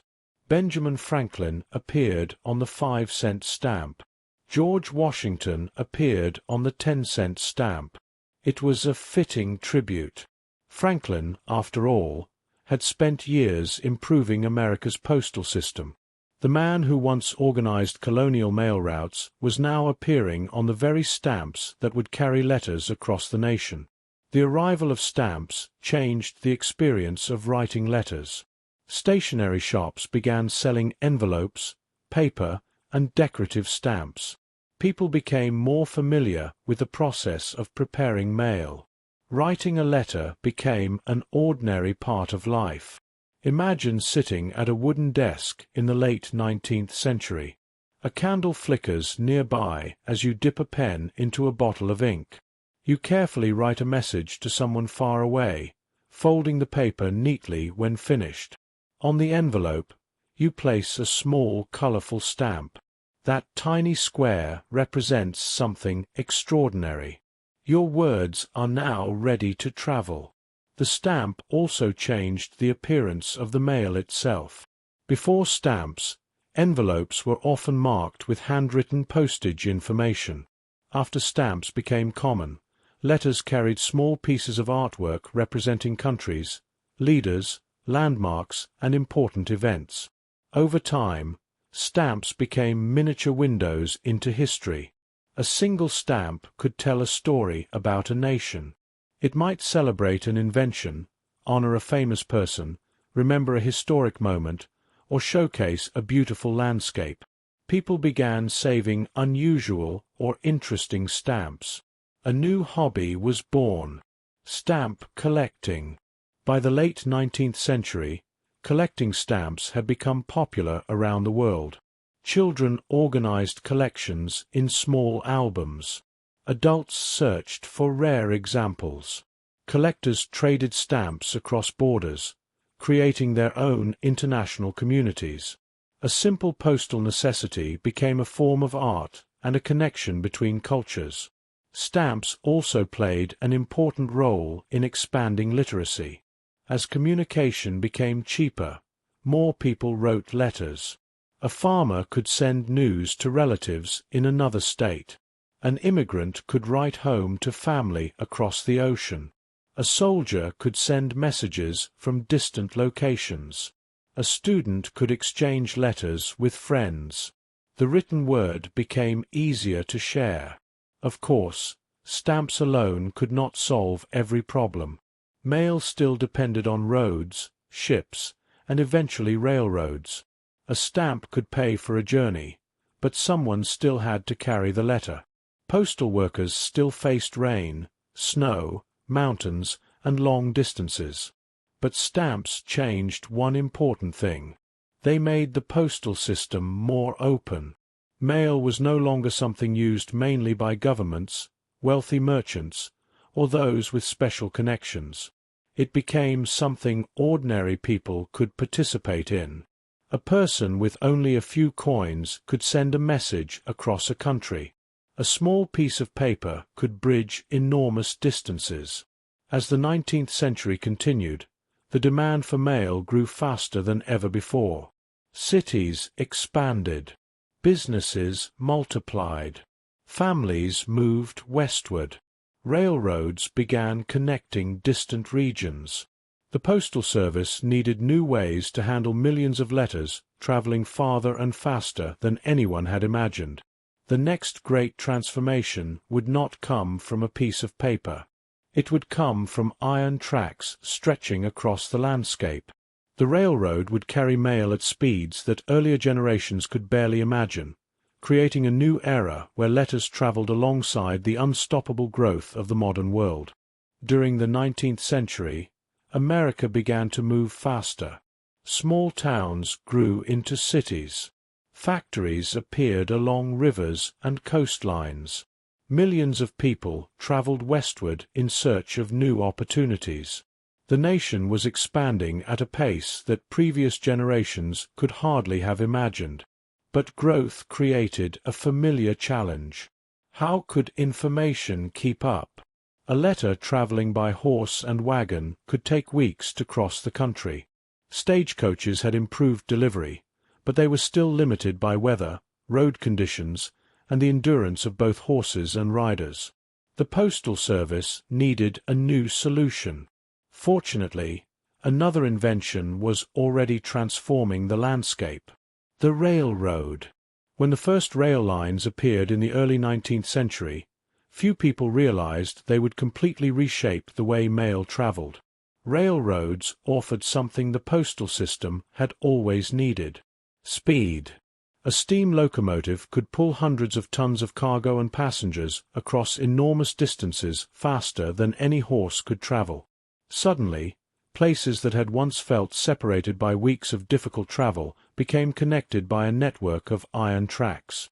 The mail was ready to climb aboard. Imagine standing beside a railroad station in the 1850s. The platform shakes slightly as a locomotive approaches in the distance. A cloud of steam rises into the cool morning air. The powerful engine lets out a deep whistle as it slows beside the station. Passengers prepare to board. Workers load supplies. And among the cargo being placed inside the train are sacks filled with letters. The journey begins. At first, mail was simply placed into bags and carried inside ordinary passenger cars. But as the volume of mail increased, the Postal Service needed a better system. Letters were no longer traveling in small quantities. They were moving by the thousands. The solution was the railway mail service. Instead of waiting until a train arrived at its destination to sort letters, postal workers began sorting mail while the train was still moving. Special railway mail cars were created with long tables, sorting cases, and storage compartments. Inside these rolling post offices, clerks worked while the train raced across the country. Their job required incredible skill. A railway postal clerk needed to know thousands of towns, cities, and routes. They memorized complicated codes that allowed them to quickly identify where each letter belonged. A mistake could send a letter hundreds of miles in the wrong direction. Accuracy mattered. Speed mattered. The work continued day and night. Picture stepping inside one of these railway mail cars. The floor gently shakes beneath your feet as the train moves along the tracks. Shelves are filled with canvas mail bags. Clerks stand at wooden sorting tables, surrounded by stacks of envelopes. The sound is constant. The rhythmic pounding of wheels. The hiss of steam. The rustling of paper. Despite the movement and noise, the workers carefully sort each piece of mail. A letter dropped into the correct slot may continue toward Chicago. Another may head toward San Francisco. Another may travel south toward New Orleans. Every envelope has a destination. Every destination requires attention. Railway mail workers developed remarkable routines. As trains approached certain towns, clerks prepared bundles of mail that needed to be dropped off. Bags were sometimes exchanged at stations without the train even stopping completely. A special hook system allowed workers to grab hanging mail bags while the train passed at speed. A departing bag could be thrown from the train to be collected by workers waiting nearby. The system was fast, but it required precision. A missed exchange could delay important deliveries. The railway transformed the postal service in ways beyond speed. It also changed reliability. Unlike dirt roads, which became nearly impossible after heavy rain or snow, railroads operated on more predictable schedules. A letter could now have a much more accurate estimated arrival time. Businesses especially benefited. Companies could communicate with suppliers and customers across the country. Orders, invoices, contracts, and financial documents traveled more quickly than ever before. The railroad helped create a truly national economy. Families also felt the difference. As more Americans moved west, mail became a lifeline between distant relatives. A family in Ohio could hear from a child who had moved to California. A soldier stationed far away could receive letters from home. A person starting a new life on the frontier could still maintain connections to the people they left behind. The mail helped reduce the loneliness of distance. Of course, railroad mail was not without dangers. Train accidents occasionally occurred, especially during the early years of expansion. Railway workers faced harsh conditions, long hours, and unpredictable weather. A clerk might spend an entire night inside a cold mail car while a winter storm covered the tracks outside. The work demanded patience and dedication. Yet these workers became essential parts of American communication. They were the invisible hands moving millions of messages through the nation. By the late 19th century, the railway had become the backbone of the postal system. Thousands of miles of track connected cities and towns. Mail trains traveled constantly. The country had become a vast web of communication. The old image of the lone rider carrying letters through the wilderness was slowly disappearing. In its place was something new, a modern postal network, one powered by steam, steel, and organization. But while railroads could move mail between cities faster than ever before, another challenge remained. How could the Postal Service bring letters the final distance? How could mail reach ordinary homes, farms, and neighborhoods? The answer would come from a simple but revolutionary idea: delivering mail directly to people's doors. For most of human history, receiving a letter required effort. The person waiting for the message usually had to travel somewhere to get it. They walked to a village center. They visited a tavern or general store. They stopped at a post office and asked if anything had arrived. For people living in towns, this was manageable. But for millions of Americans living in rural areas, collecting mail could be a difficult journey. A farmer living several miles from the nearest village might spend an entire afternoon traveling simply to check whether a letter had arrived.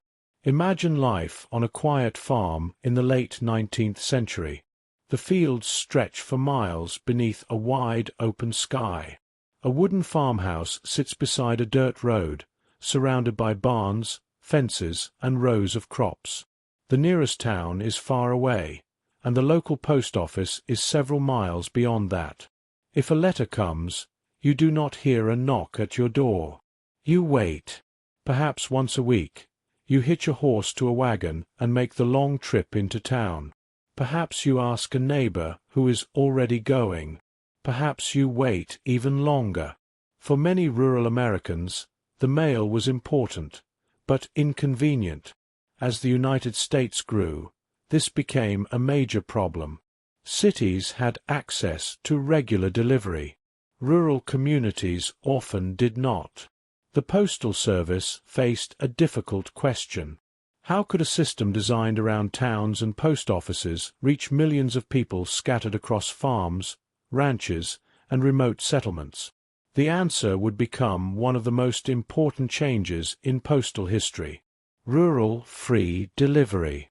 Before rural delivery existed, some communities experimented with different solutions. In certain areas, private carriers delivered mail from the post office to nearby residents for a fee. Others depended on neighbors or local businesses to transport letters. But these methods were inconsistent.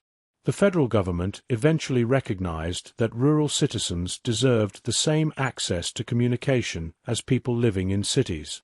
In 1896, the United States Post Office Department began testing rural free delivery routes. The idea was simple. Instead of making people travel to the post office, bring the mail directly to them. It sounds ordinary today, but at the time, it was a dramatic transformation. A postal worker would travel along a set route, stopping at homes along the way to deliver letters, newspapers, and packages. Suddenly, A person living miles from town could receive mail without leaving their property. The countryside became connected. Picture a rural mail carrier beginning a route just after sunrise. The horse and wagon are ready outside the local post office. The carrier checks the carefully organized mail and begins the journey down a familiar road. The route is not measured in city blocks. It is measured in miles. The carrier passes fields, forests, streams, and scattered homes. At each stop, there is a small moment of connection. A letter is delivered. A newspaper is placed in a box. A package is handed to a waiting family member. For many people, the arrival of the rural mail carrier became part of the rhythm of daily life. The mail carrier was no longer simply someone who brought letters into town. They became a familiar face in the community. They knew the roads. They knew the families. They knew which gates were difficult to open and which paths became muddy after rain. The relationship between rural residents and their mail carriers was built through years of repeated journeys. Of course, rural delivery required new inventions and changes. One of the most important was the mailbox. Before home delivery became common, there was no reason for most houses to have a designated place for mail. But once carriers began stopping at individual homes, people needed a safe and convenient way to receive letters. Simple metal and wooden mailboxes began appearing along rural roads. Soon, rows of small boxes became familiar sights across the countryside. The mailbox became a symbol of connection. A person could walk outside, open a small door, and discover news from the wider world waiting inside. Rural free delivery also changed American life in unexpected ways. Farmers gained easier access to information. Agricultural newspapers shared new techniques and discoveries. Businesses could communicate with customers in distant areas. Families separated by migration could remain connected.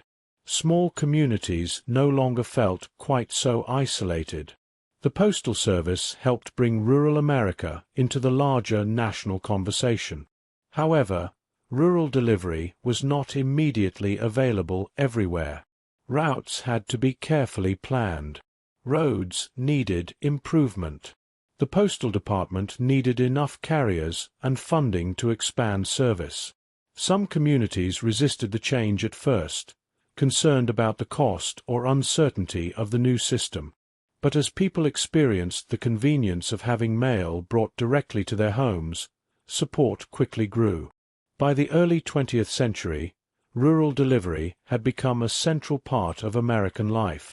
The Postal Service was no longer just a network connecting towns. It had become a network connecting people. Every farmhouse, every small settlement, and every remote corner of the country could now participate. This was a profound change. For centuries, communication depended on people moving toward the mail. Now, the mail came toward them. The idea reflected something larger happening in America. Technology and organization were making everyday life more connected. Railroads carried mail between cities. Stamps made sending letters easier. Rural delivery brought communication to the countryside. The distance between people was shrinking. As the 20th century approached, the Postal Service was entering a new era. The nation was becoming more urban. Businesses were expanding. Cities were growing larger. And millions of Americans were beginning to expect something new, not only letters, but packages. The Postal Service was about to take on an entirely different role. It would no longer just carry words. It would begin carrying the objects that connected people's everyday lives. For centuries, the Postal Service had one primary purpose: carry messages. Letters traveled along dusty roads, across oceans, and over mountain passes. Newspapers spread information between communities. Personal notes connected families separated by great distances. But by the beginning of the 20th century, America was changing. People were no longer sending only words. They wanted to send things. Small gifts, books, clothing, tools, food, household items, and they wanted a reliable way to move these objects across the country. The Postal Service was about to enter a new chapter. The age of packages had arrived. Before parcel post existed, sending a package through the mail was complicated. Private express companies handled many shipments, but their services could be expensive. Rural residents especially had limited options. A person living on a farm might be able to send a letter easily, but struggle to ship a small package to a family member in another state. The demand for a better system continued to grow. America was becoming more connected. Factories were producing more goods. Catalog companies were offering products to customers who lived far from major cities. Railroads made long-distance transportation faster. People wanted the convenience of ordering something and having it delivered. The Postal Service was uniquely positioned to make this possible. In 1913, the United States officially introduced parcel post. This simple change transformed the role of the postal system. For the first time, ordinary Americans could send larger packages through their local post offices at affordable rates. A farmer could ship produce. A family could send a care package. A small business could reach customers across the country. The post office was no longer just a place for letters. It had become a gateway to the entire nation. Imagine walking into a post office shortly after parcel post begins. The familiar shelves of letters are still there, but now something new fills the room. Packages. Small wooden crates. Wrapped bundles. Brown paper parcels tied carefully with string. The postmaster weighs each item, calculates the cost, and places a label showing where it needs to go. Each package begins a journey. Perhaps it travels by wagon to the nearest railroad station, then by train across hundreds of miles, then by another local route until it finally reaches its destination. A simple package might pass through many hands before arriving at a front door. Parcel post changed daily life in ways people quickly embraced. One of the biggest beneficiaries was rural America. For people living far from cities, catalogs became windows into a world of possibilities. Companies such as Montgomery Ward and Sears, Roebuck and Company mailed enormous catalogs filled with clothing, tools, furniture, appliances, and countless other products. A family living in a remote farming community could now order goods that previously required a long trip into town. The catalog and the postal service worked together. A customer selected an item from a printed page, sent payment through the mail, and waited for the package to arrive. The postal worker became a bridge between rural homes and distant businesses. For many Americans, this felt almost magical. The world had come closer. A person living hundreds of miles from a major city could receive a manufactured product delivered right to their doorstep. The postal system helped create a new kind of shopping experience. Today, online shopping feels normal. But in many ways, it began with the mail order catalog. The idea was the same. Choose something from a distant seller. Place an order. Wait for delivery. The technology changed, but the connection remained. The growth of package delivery also changed the daily work of postal employees. Carriers who once carried mostly letters now handled heavier loads. Trucks became increasingly important for transporting packages between post offices and neighborhoods. The Postal Service became a much larger operation. Sorting facilities expanded. Transportation networks became more complex. More workers were needed to keep everything moving. Yet the heart of the system remained the same. A promise. A package placed into the mail would travel safely to someone waiting for it.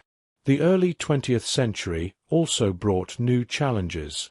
As cities expanded, the volume of mail increased dramatically. Millions of Americans were writing letters, receiving newspapers, and ordering products through the mail.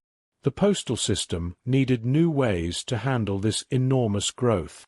Large processing centers were built. Machines began assisting workers. Transportation became more organized. The simple local post office was now connected to a vast national network. Behind every delivery was a carefully coordinated chain. A customer dropped off a package. A clerk processed it. Workers sorted it. Railroads or trucks transported it. Local carriers completed the final journey. Each step mattered. A delay at one point could affect thousands of deliveries. The Postal Service had become a massive logistical operation. Yet despite its growing size, it maintained something personal. A package was still a connection between people. A box arriving at a farmhouse might contain a new pair of shoes for a child. A parcel delivered to a city apartment might contain a gift from a distant relative. A shipment arriving at a small business might provide the supplies needed to keep the doors open. Every package carried a story. By the middle of the 20th century, the Postal Service had become one of the largest and most trusted organizations in the United States. It delivered letters. It delivered newspapers. It delivered packages. It connected communities. And it continued adapting as technology changed around it. But another challenge was approaching. The 20th century would bring wars, global communication, airplanes, and entirely new expectations for speed. People would begin wondering not just whether a message could arrive, but how quickly. The next great transformation would take the Postal Service beyond roads and railways. It would take mail into the sky. For thousands of years, mail traveled across the world in familiar ways. People carried letters on foot. Horses carried them along dusty roads. Ships carried them across oceans. Railroads carried them across continents. Each new method made communication faster, but every system still depended on the ground beneath it. Then, at the beginning of the 20th century, something extraordinary happened. Humans learned how to fly. The invention of the airplane changed the way people imagined distance. Places that once seemed impossibly far apart could now be reached in hours instead of days. Almost immediately, people began asking an important question. Could airplanes carry the mail? The answer would transform the Postal Service forever. Imagine standing on an open field in the early 1910s. There are no paved runways, no airport terminals, no towering control towers, just a stretch of grass, a small crowd of curious onlookers, and a strange-looking machine resting on wooden wheels. The airplane seems fragile. Its wings are covered in fabric. Its engine rattles loudly. Many people watching are unsure whether it will even leave the ground. Yet inside this unusual invention is the future of transportation. Early aviation pioneers quickly recognized that airplanes could do more than carry passengers. They could carry information. And information had always been at the heart of the Postal Service. The first experimental airmail flights began shortly after the Wright brothers demonstrated that controlled powered flight was possible. In 1911, mail was carried by airplane during special demonstration flights in the United States. These early attempts were not yet a regular service. They were experiments, proof that letters could travel through the sky. The idea was exciting, but practical challenges remained. Aircraft were unreliable. Pilots were still learning. Weather was unpredictable. Navigation was difficult. A pilot flying across unfamiliar territory had few tools to guide them. There were no modern instruments, radar systems, or satellite maps. Many early pilots followed rivers, railroad tracks, and landmarks on the ground to find their way.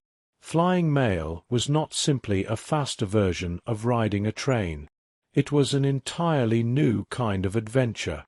By 1918, the United States officially began scheduled airmail service. The first regular route connected Washington, D.C., Philadelphia, and New York. The aircraft used were often adapted military planes left over from World War I. The pilots were brave. The machines were imperfect. But the concept worked. Mail could fly. Imagine a pilot preparing for an early airmail flight. The morning air is cool and still as workers load small leather bags filled with letters into the aircraft.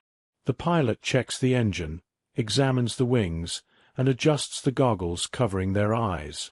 The plane rolls forward across the field. The engine grows louder. The wheels leave the ground.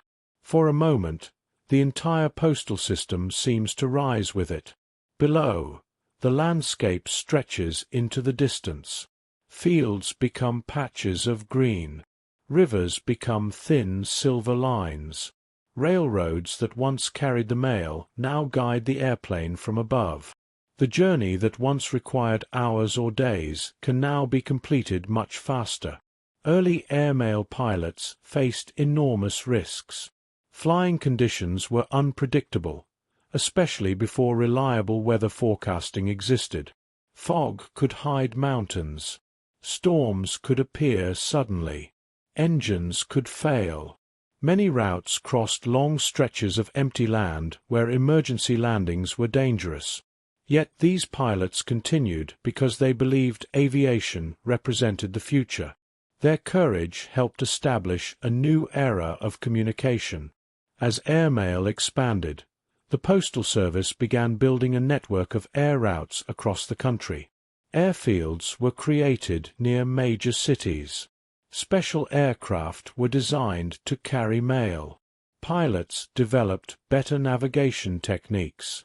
The sky became another highway. One of the greatest challenges was flying at night. At first, mail planes operated only during daylight hours. But nighttime flights were necessary if the Postal Service wanted to compete with railroads. To solve this problem, the government created a system of airway lights and emergency landing fields. Large concrete arrows were painted on the ground, pointing pilots toward the next destination. These routes became known as the nation's aerial highways. Flying mail after dark was still dangerous. Pilots sat alone in small cockpits, surrounded by darkness, relying on instruments, lights, and experience. Below them, entire towns slept while the mail continued moving overhead. The arrival of airmail changed public expectations. For centuries, people accepted that long-distance communication required patience. Now, speed became possible. A letter that once traveled for days could arrive much sooner. Businesses especially valued the improvement. Companies could send contracts, financial documents, and urgent information across the country with unprecedented speed. The Postal Service had entered the modern age. However, airmail was not meant to replace railroads completely. Instead, the two systems worked together. Trains remained essential for moving enormous quantities of mail, while airplanes handled the fastest and most time-sensitive deliveries. Together, they created a transportation network unlike anything previous generations had known. The romance of airmail captured the public imagination. Pilots became heroes. Airplanes represented adventure and progress. The idea of a letter soaring above the clouds seemed almost magical. A message written by someone on the ground could now cross mountains and cities through the open sky. The relationship between aviation and the postal service also helped advance the airplane itself. The need for reliable mail flights encouraged improvements in engines, navigation, and aircraft design. In many ways, the postal service helped push aviation forward. By the middle of the 20th century, airplanes had become a normal part of global mail transportation. Letters could cross oceans in hours instead of weeks. International communication became faster than ever before. The world was becoming smaller. But even as technology changed, one thing remained constant. The purpose of the postal service was still the same: to connect people. Whether carried by horseback, train, or airplane, every letter represented a human connection waiting to be completed. The airplane simply gave those connections wings. Throughout history, the postal service has always carried more than paper. A letter may seem small and ordinary, but during times of uncertainty, it can become something much greater. It can become a reminder of home, a source of comfort, a connection between people separated by thousands of miles. Few moments reveal the importance of mail more clearly than times of war. When soldiers leave their families behind and travel to distant places, the postal service becomes a bridge between two worlds. One world is filled with battlefields, military camps, and unfamiliar landscapes. The other is filled with quiet homes where loved ones wait, hoping for news. During every major conflict in American history, millions of letters traveled through the postal system carrying stories of courage, worry, hope, and love. Imagine a small farmhouse during the 19th century. The evening light fades through the windows as a family gathers around a wooden table. Days or weeks have passed since they last heard from a son, brother, or husband who left to serve in the military.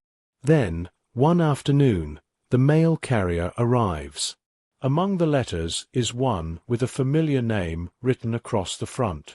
For a moment, everything stops. The family gathers together as the letter is opened. The handwriting brings a person who is far away suddenly close again. This simple experience happened countless times throughout American history. During the Civil War, mail became one of the most important forms of communication for soldiers and civilians alike. When the conflict began in 1861, hundreds of thousands of men left their homes to join armies on both sides. They carried memories of family, friends, and communities they might not see again for years. Letters became essential. Soldiers wrote about camp life, friendships, weather, and their hopes for returning home. Families wrote about events happening in their towns, births of children, harvests, and everyday moments. These letters helped maintain a sense of normal life during an extraordinary period. The postal system faced enormous challenges during wartime. Armies moved constantly. Battle lines changed. Railroads were damaged. Routes that once operated normally could suddenly become impossible. Yet postal workers adapted. Military mail systems were created to help organize the enormous flow of correspondence between soldiers and their families. For many soldiers, mail call became one of the most anticipated moments of the day. Imagine a military camp at sunset. After hours of drills and exhausting work, soldiers gather around as a messenger arrives carrying a stack of letters. Names are called. Some soldiers smile as they receive news from home. Others read quietly by the light of a lantern. For a few moments, the distance between the battlefield and home feels smaller. Mail was not just entertainment. It provided emotional strength. A letter reminded soldiers that they were remembered, that someone was waiting for them, that their lives continued beyond the conflict surrounding them. The same was true for the families left behind. A letter could bring relief. Silence was often the hardest part. No news created uncertainty. A message, even a short one, offered reassurance. The importance of wartime mail continued into the 20th century. During World War I and World War II, millions of American service members were stationed far from home. The scale was enormous. Entire nations mobilized. Ships carried soldiers across oceans. Military bases appeared around the world. The Postal Service faced the challenge of connecting millions of people separated by continents. During World War II, military mail became a massive operation. Millions of letters and packages traveled between soldiers and their families. Special systems were created to handle the volume. One creative solution was V-mail, or victory mail.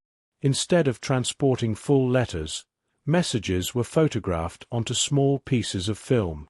The film was then shipped overseas, where it was developed and printed. This saved valuable space on ships and airplanes, allowing more mail to reach soldiers. A handwritten message from home could be reduced to a tiny piece of film and still arrive as a personal letter. It was a remarkable combination of technology and human connection.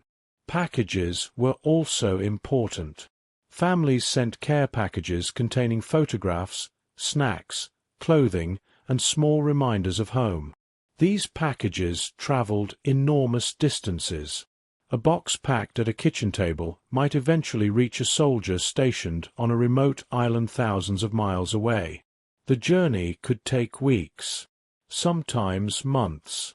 But the arrival of a package brought a piece of home into unfamiliar surroundings. Postal workers understood the importance of their role. They were not simply moving envelopes and boxes. They were delivering memories. A photograph, a handwritten note, a birthday card, a reminder that someone cared.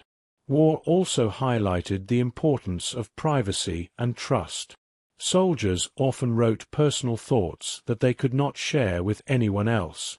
Families trusted the postal system to carry these messages safely. The relationship between sender and recipient depended upon the reliability of the mail. Even during difficult circumstances, postal workers continued their mission. They worked through shortages, changing routes, and dangerous conditions. Their efforts helped maintain connections when people needed them most. Looking back, wartime mail reveals something deeply human about communication. Technology may change. Transportation may improve. But people continue to write because they want to be remembered. They want to share experiences.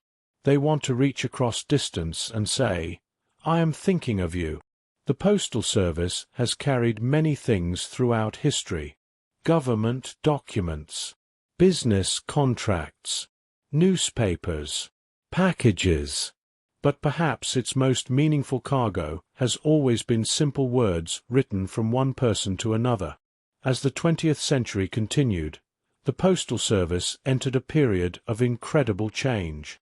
New machines, new transportation methods, and new forms of communication began transforming how mail was processed and delivered. The quiet neighborhood post office was becoming part of a much larger and more modern system. For most of postal history, the work of moving mail depended almost entirely on human hands. A clerk carefully sorted letters into wooden compartments. A rider carried a leather bag across miles of countryside. A railway worker organized mail inside a moving train. A carrier walked or drove a route through a neighborhood. The Postal Service was built on patience, skill, and countless hours of careful labor. But as the 20th century progressed, something changed. The world began producing more mail than ever before. Cities expanded. Businesses grew. Families became more connected. Millions of letters, magazines, advertisements, and packages entered the postal system every single day. The old methods were no longer enough. The Postal Service needed help. The answer came from something new.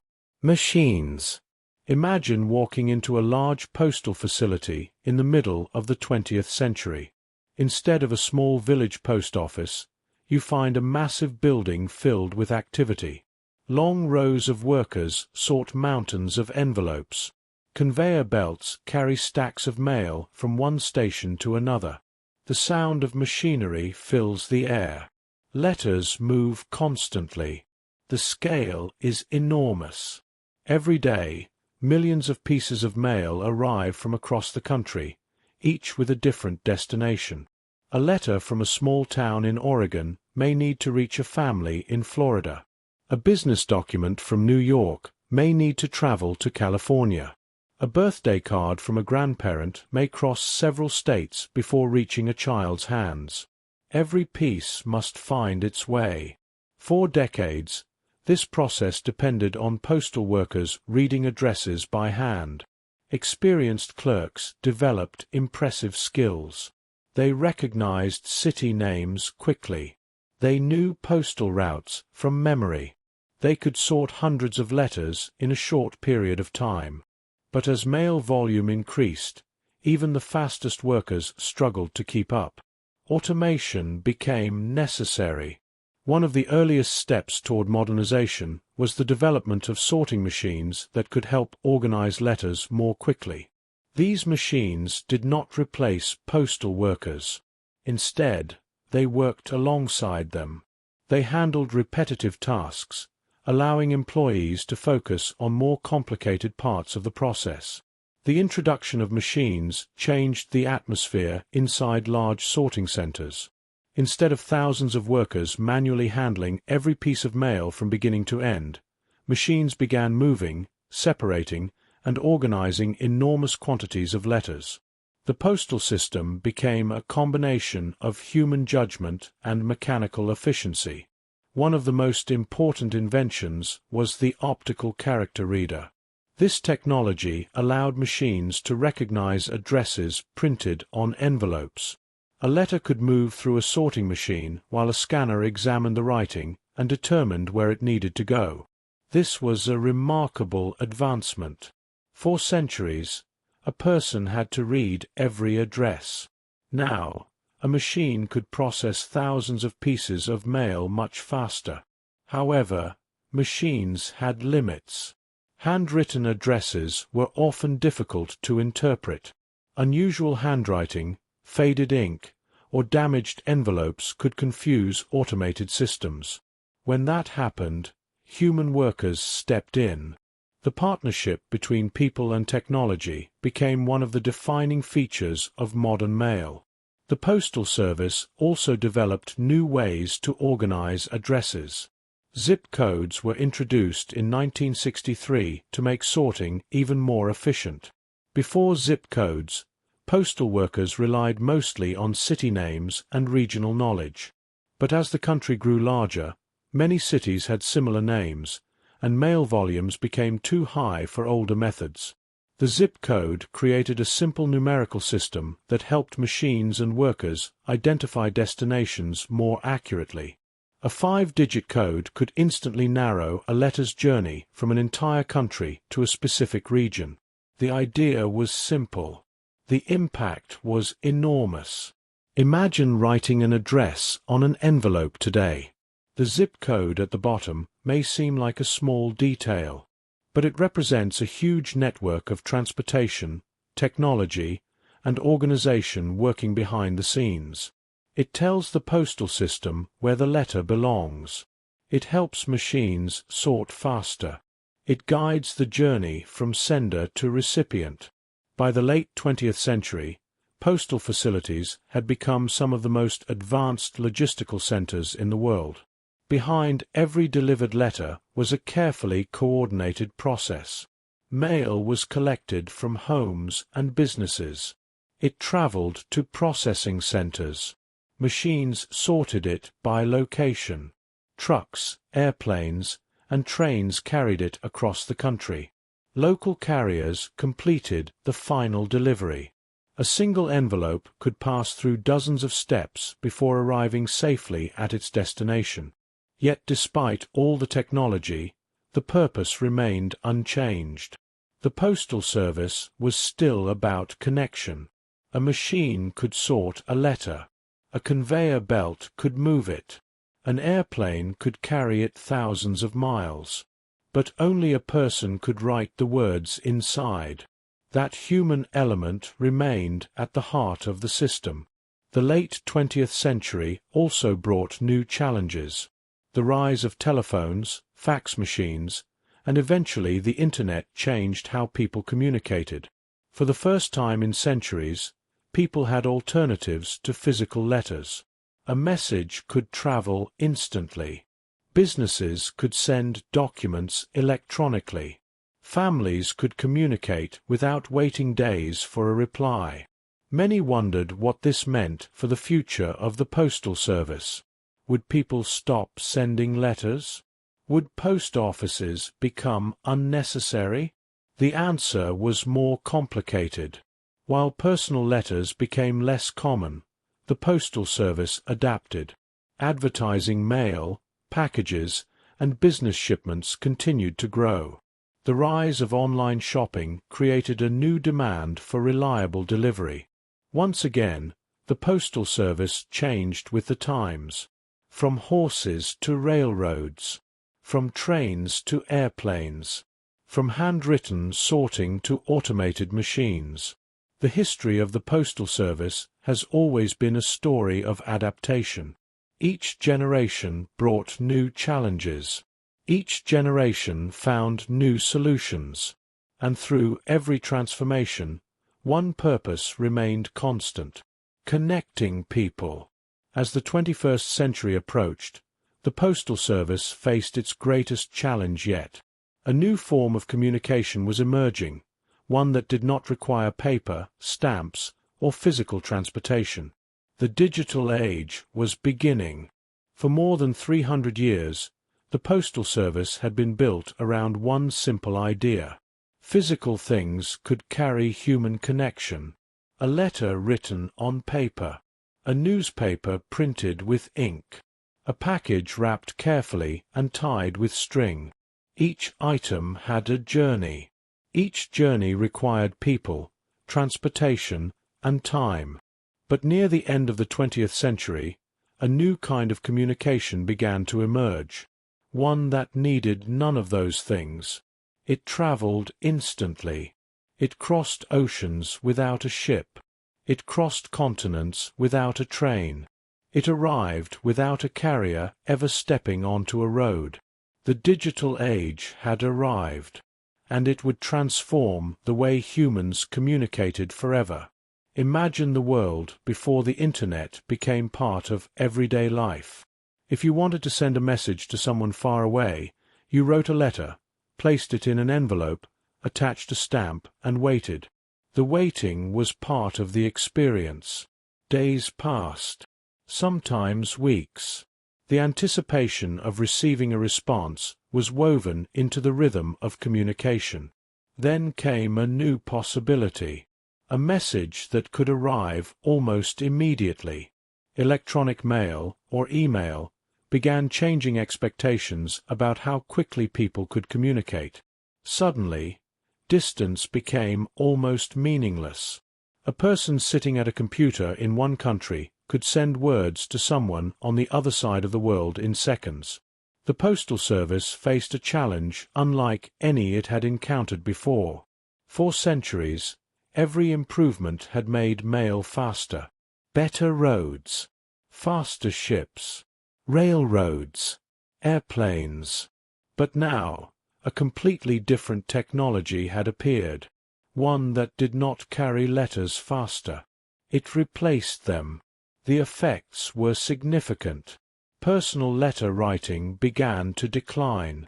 Many people who once mailed birthday cards, thank you notes, and everyday messages began using digital alternatives. Businesses that once sent thousands of paper documents began using electronic communication. Invoices, announcements, and records increasingly moved online. The familiar mailbox outside homes became quieter. For the first time in history, fewer pieces of personal mail were arriving. Yet the Postal Service did not disappear. Instead, it adapted. Because while digital communication changed the way people shared information, it did not eliminate the need to move physical objects. In fact, another transformation was beginning: the rise of online shopping. The Internet created a new way for people to buy products. Instead of traveling to a store, customers could browse items from home, place an order, and wait for delivery. The same technology that reduced letter volume created an enormous demand for packages. The Postal Service once again found itself at the center of a changing world. The mailbox changed, but it did not vanish. Now, instead of mostly receiving letters, many mailboxes became destinations for packages, subscriptions, and online purchases. A new generation began experiencing the Postal Service in a different way. The mail carrier was no longer just bringing envelopes. They were delivering the objects of everyday life: books, clothing, household supplies, gifts. Small businesses especially benefited from this shift. Before the Internet, a small company often depended on a local customer base. Now, a person could create a product in a small town and sell it to customers across the country. The postal network provided the connection. A handmade item could travel from a small workshop to a customer's doorstep hundreds or thousands of miles away. The same system that once carried handwritten letters now carried the products of the digital marketplace. Behind the scenes, the Postal Service continued modernizing. Processing centers became more advanced. Package tracking became increasingly common.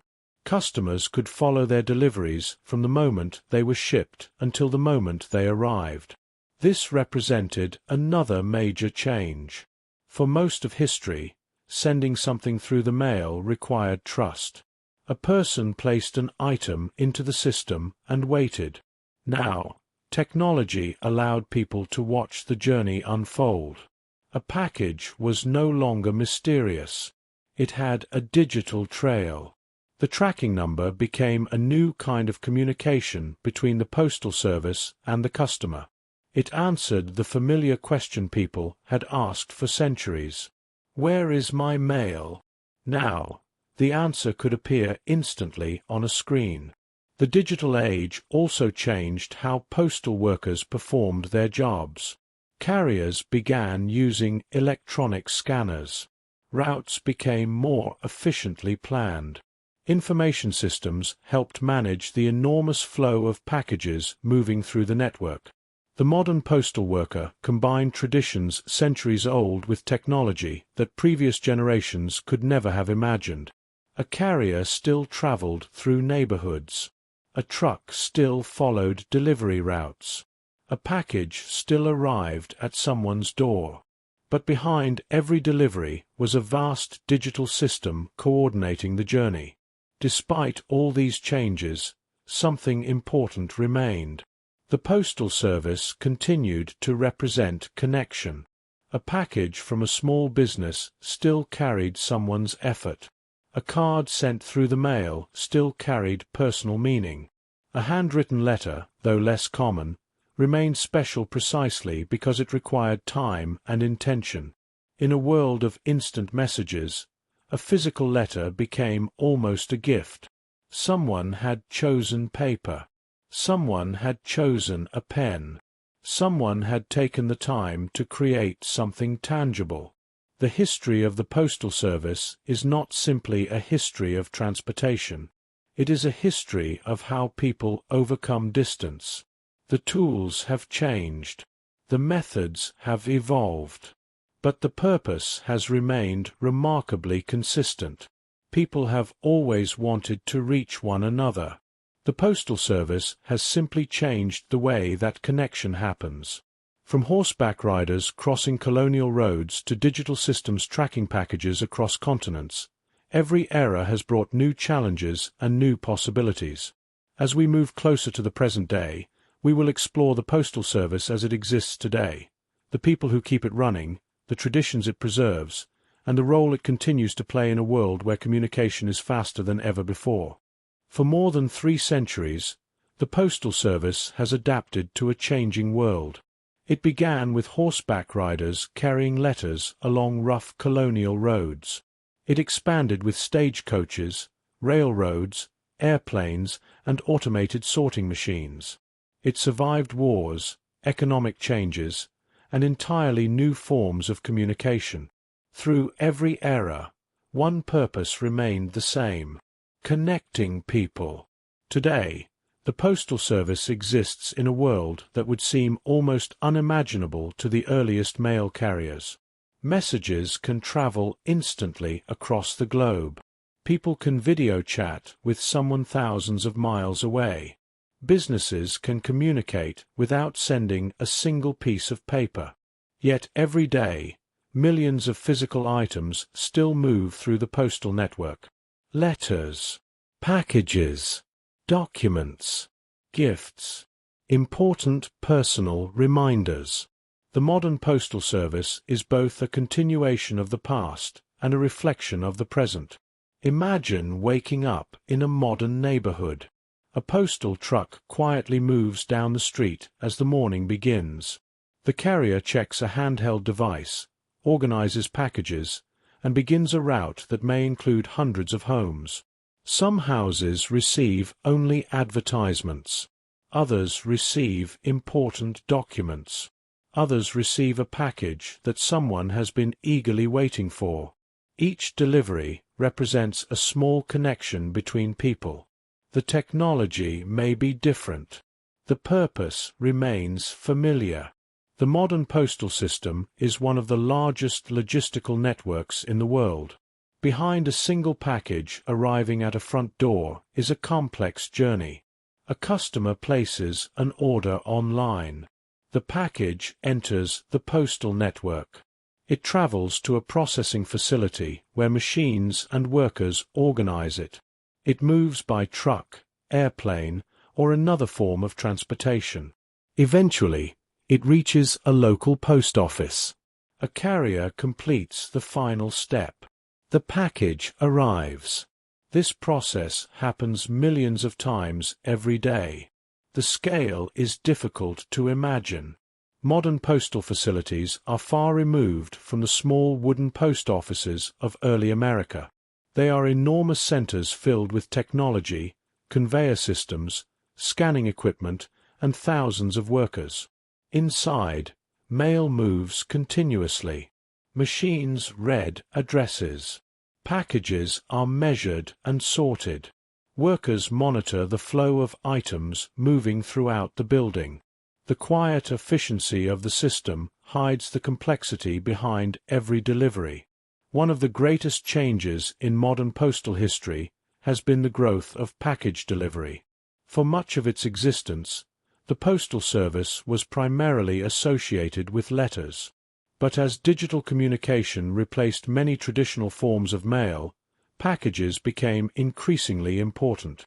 Online shopping changed the way people interacted with the postal system. A person could purchase something from a small business hundreds of miles away and have it delivered directly to their home. The postal network made this possible. Small businesses especially benefited from this transformation. A craftsperson creating handmade products in a small town could now reach customers across the country. An independent bookstore could ship orders to readers far away. A family-owned business could compete in a marketplace much larger than its local community. The Postal Service became a bridge between small creators and distant customers. Even in a world of advanced technology, physical delivery remained essential. The modern postal worker also represents a connection to tradition. Every day, carriers walk familiar routes through neighborhoods. They greet residents. They deliver birthday cards and important documents. They bring packages that may contain something someone has been waiting weeks to receive. The relationship between communities and their mail carriers continues a tradition that stretches back generations.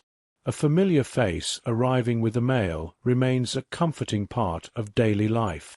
The Postal Service has also become a symbol of reliability.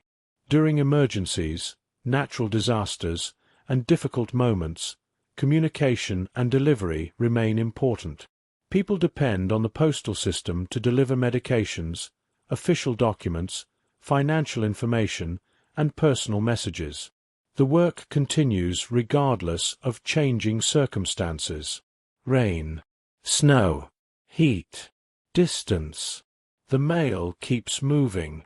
This dedication reflects one of the oldest principles of the Postal Service, a promise that something entrusted to the system will reach its destination.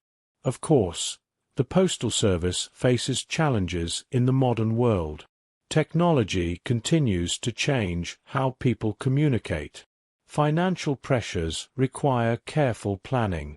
Customer expectations continue to increase as people become accustomed to instant information and rapid delivery. The question that has followed the Postal Service throughout history appears once again. How does an old institution survive in a new era? The answer has always been adaptation. The Postal Service has never remained exactly the same. It changed from riders to railroads, from railroads to airplanes, from handwritten sorting to automation, from letters to packages. Every generation brought new tools and new challenges, and every generation found a way forward. Perhaps the most remarkable thing about the Postal Service is not the technology it uses. It is the simple human idea behind it. Someone, somewhere, wants to send something to someone else. A letter written to a loved one. A package sent as a gift. A document needed for an important moment.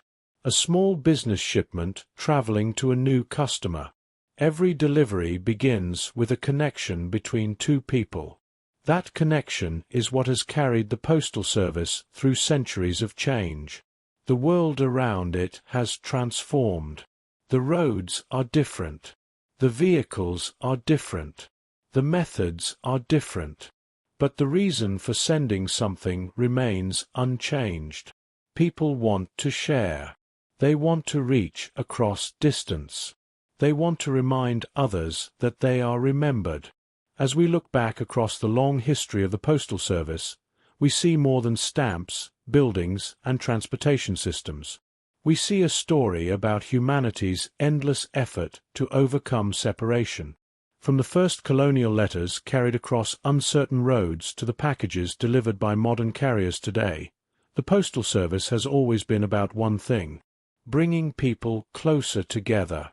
For centuries, the Postal Service has carried the stories of humanity.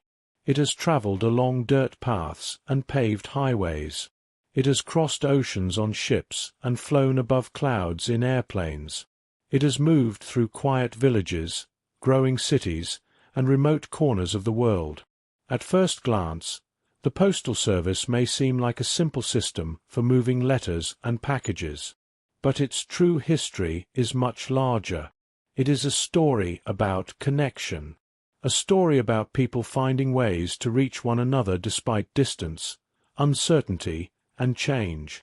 Long before modern technology made communication instant, the Postal Service solved one of humanity's oldest problems.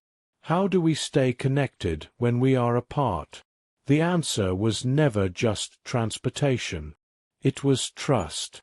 Someone had to believe that their words would be carried safely. Someone had to believe that a letter written today could reach a loved one tomorrow, next week, or even months later. That trust became the foundation of the postal system. The earliest mail routes were built on determination. Riders crossed unfamiliar landscapes carrying small bags filled with important messages. They traveled through forests, across rivers, and along roads that were often little more than trails. Their journeys were slow by modern standards, but they represented something extraordinary. Distance no longer meant separation. A person living far away could still be part of another person's life. As the United States grew, the Postal Service grew with it. New roads created new routes. New communities gained post offices. The mail connected a young nation spread across enormous distances. The small post office became a gathering place where neighbors exchanged news, collected letters, and shared stories. It was not simply a building. It was a meeting point between the local community and the wider world. The arrival of the postage stamp changed the Postal Service forever. A tiny piece of paper made communication more accessible. Letters became easier to send. More people could participate. The written word became a tool available not only to governments and businesses, but to ordinary families. A parent could write to a child living far away. A friend could send a message across the country. A person starting a new life could remain connected to the place they left behind. The stamp turned communication into something personal. The railroad age brought another transformation. Mail no longer depended entirely on horses and wagons. Trains carried enormous quantities of letters across expanding networks. Railway mail workers sorted correspondence while traveling across the country, creating a moving system of communication that connected cities and towns faster than ever before. Then came the airplane. The sky became a new highway. Letters that once required weeks of travel could cross great distances in a fraction of the time. Airmail represented humanity's desire to go faster, farther, and higher. Each technological advancement changed the Postal Service. But the purpose remained the same: to bring people closer. The 20th century revealed another important role of the Postal Service. During times of war, it became a lifeline. Letters carried comfort between soldiers and families. A simple envelope could provide hope during the most difficult moments. A handwritten message reminded people that they were loved and remembered. These letters became some of the most treasured possessions people ever received. They showed that communication is not only about information. It is about emotion. It is about connection. As the modern world developed, the Postal Service continued adapting. Machines helped sort enormous amounts of mail. Zip codes improved efficiency. Computers transformed organization. The Internet changed communication itself. Some wondered whether the Postal Service would survive in a world of emails and instant messages. But history had already shown the answer. The Postal Service has always adapted. It changed because the needs of people changed. When letters became less common, packages became more important. When online shopping expanded, the postal network became a crucial part of modern delivery. The system that once carried handwritten messages from one person to another now transports the objects of everyday life. Yet even today, something remains special about physical mail. A digital message can arrive instantly, but a handwritten letter requires time. Someone chooses the paper. Someone writes the words. Someone places it into an envelope and sends it on a journey. That effort gives it meaning.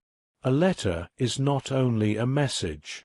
It is a reminder that someone cared enough to create something lasting.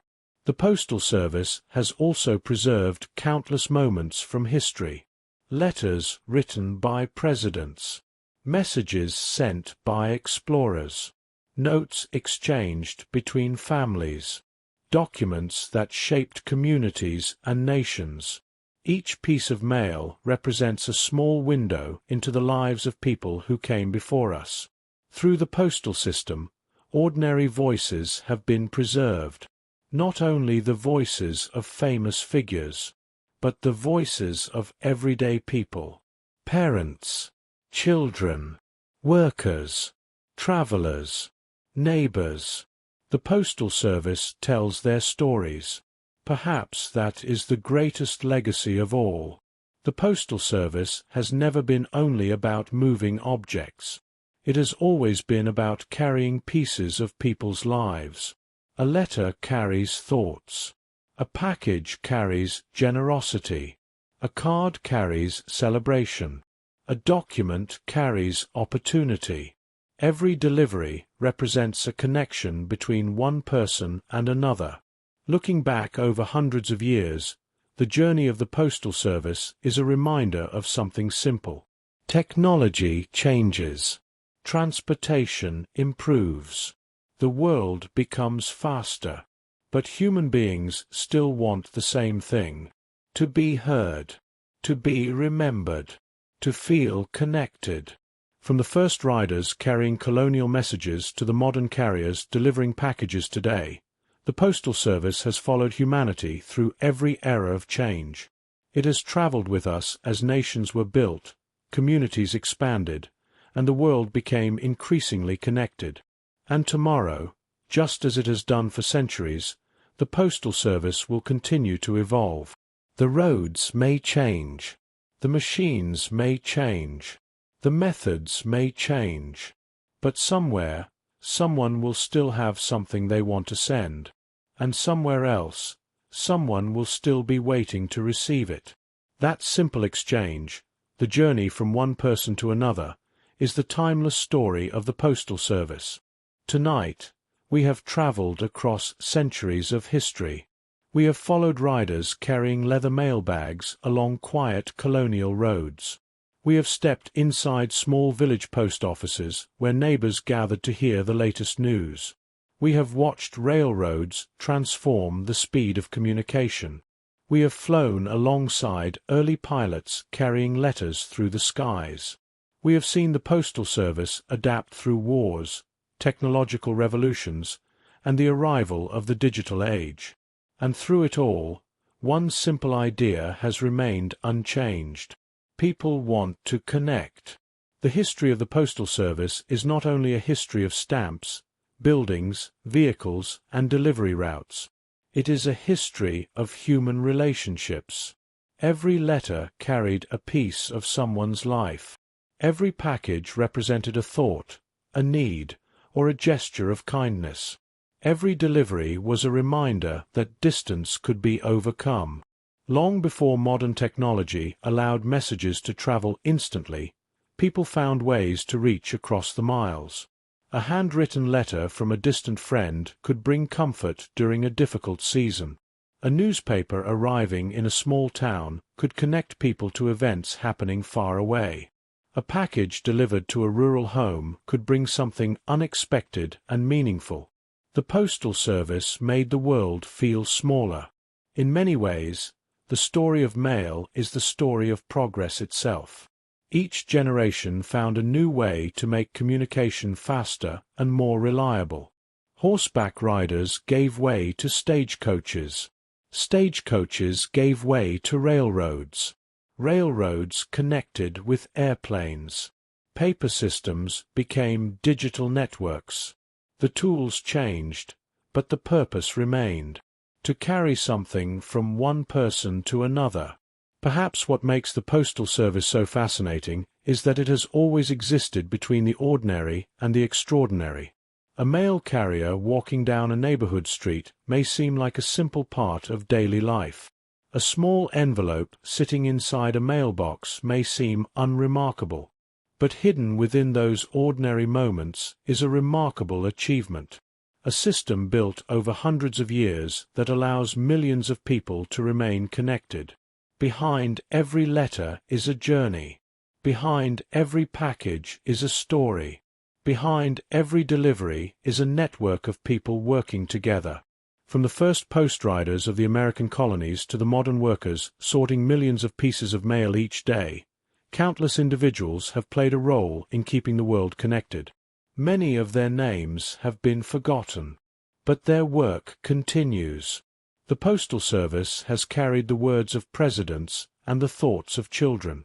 It has delivered important documents and simple notes of affection. It has carried messages of celebration, messages of grief, messages of hope, and messages of love.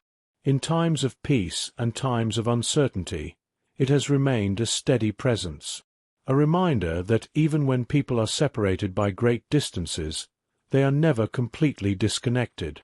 Today, communication moves faster than anyone from the past could have imagined. A message can cross the world in seconds. A conversation can happen instantly between people thousands of miles apart. Yet there is still something special about a physical item traveling from one place to another. A letter written by hand, a card carefully chosen, a package prepared with someone specific in mind. These things carry a feeling that cannot be measured by speed alone. They show effort. They show intention. They show that someone took the time to create a connection. The Postal Service has survived because it understands something timeless. Technology changes, but people do not. We still want to share our experiences. We still want to send reminders that we care. We still want to reach out across the distance between us. And so the journey continues.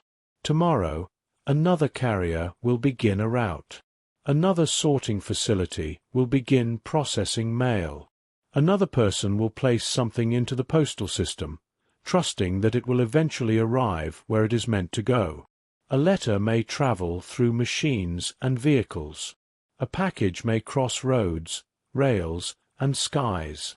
But at the heart of every delivery is the same simple act. One person reaching out to another. For hundreds of years, the Postal Service has carried those connections forward. It has moved with the changing world while preserving a tradition that feels almost timeless. The roads may continue to change. The technology may continue to evolve.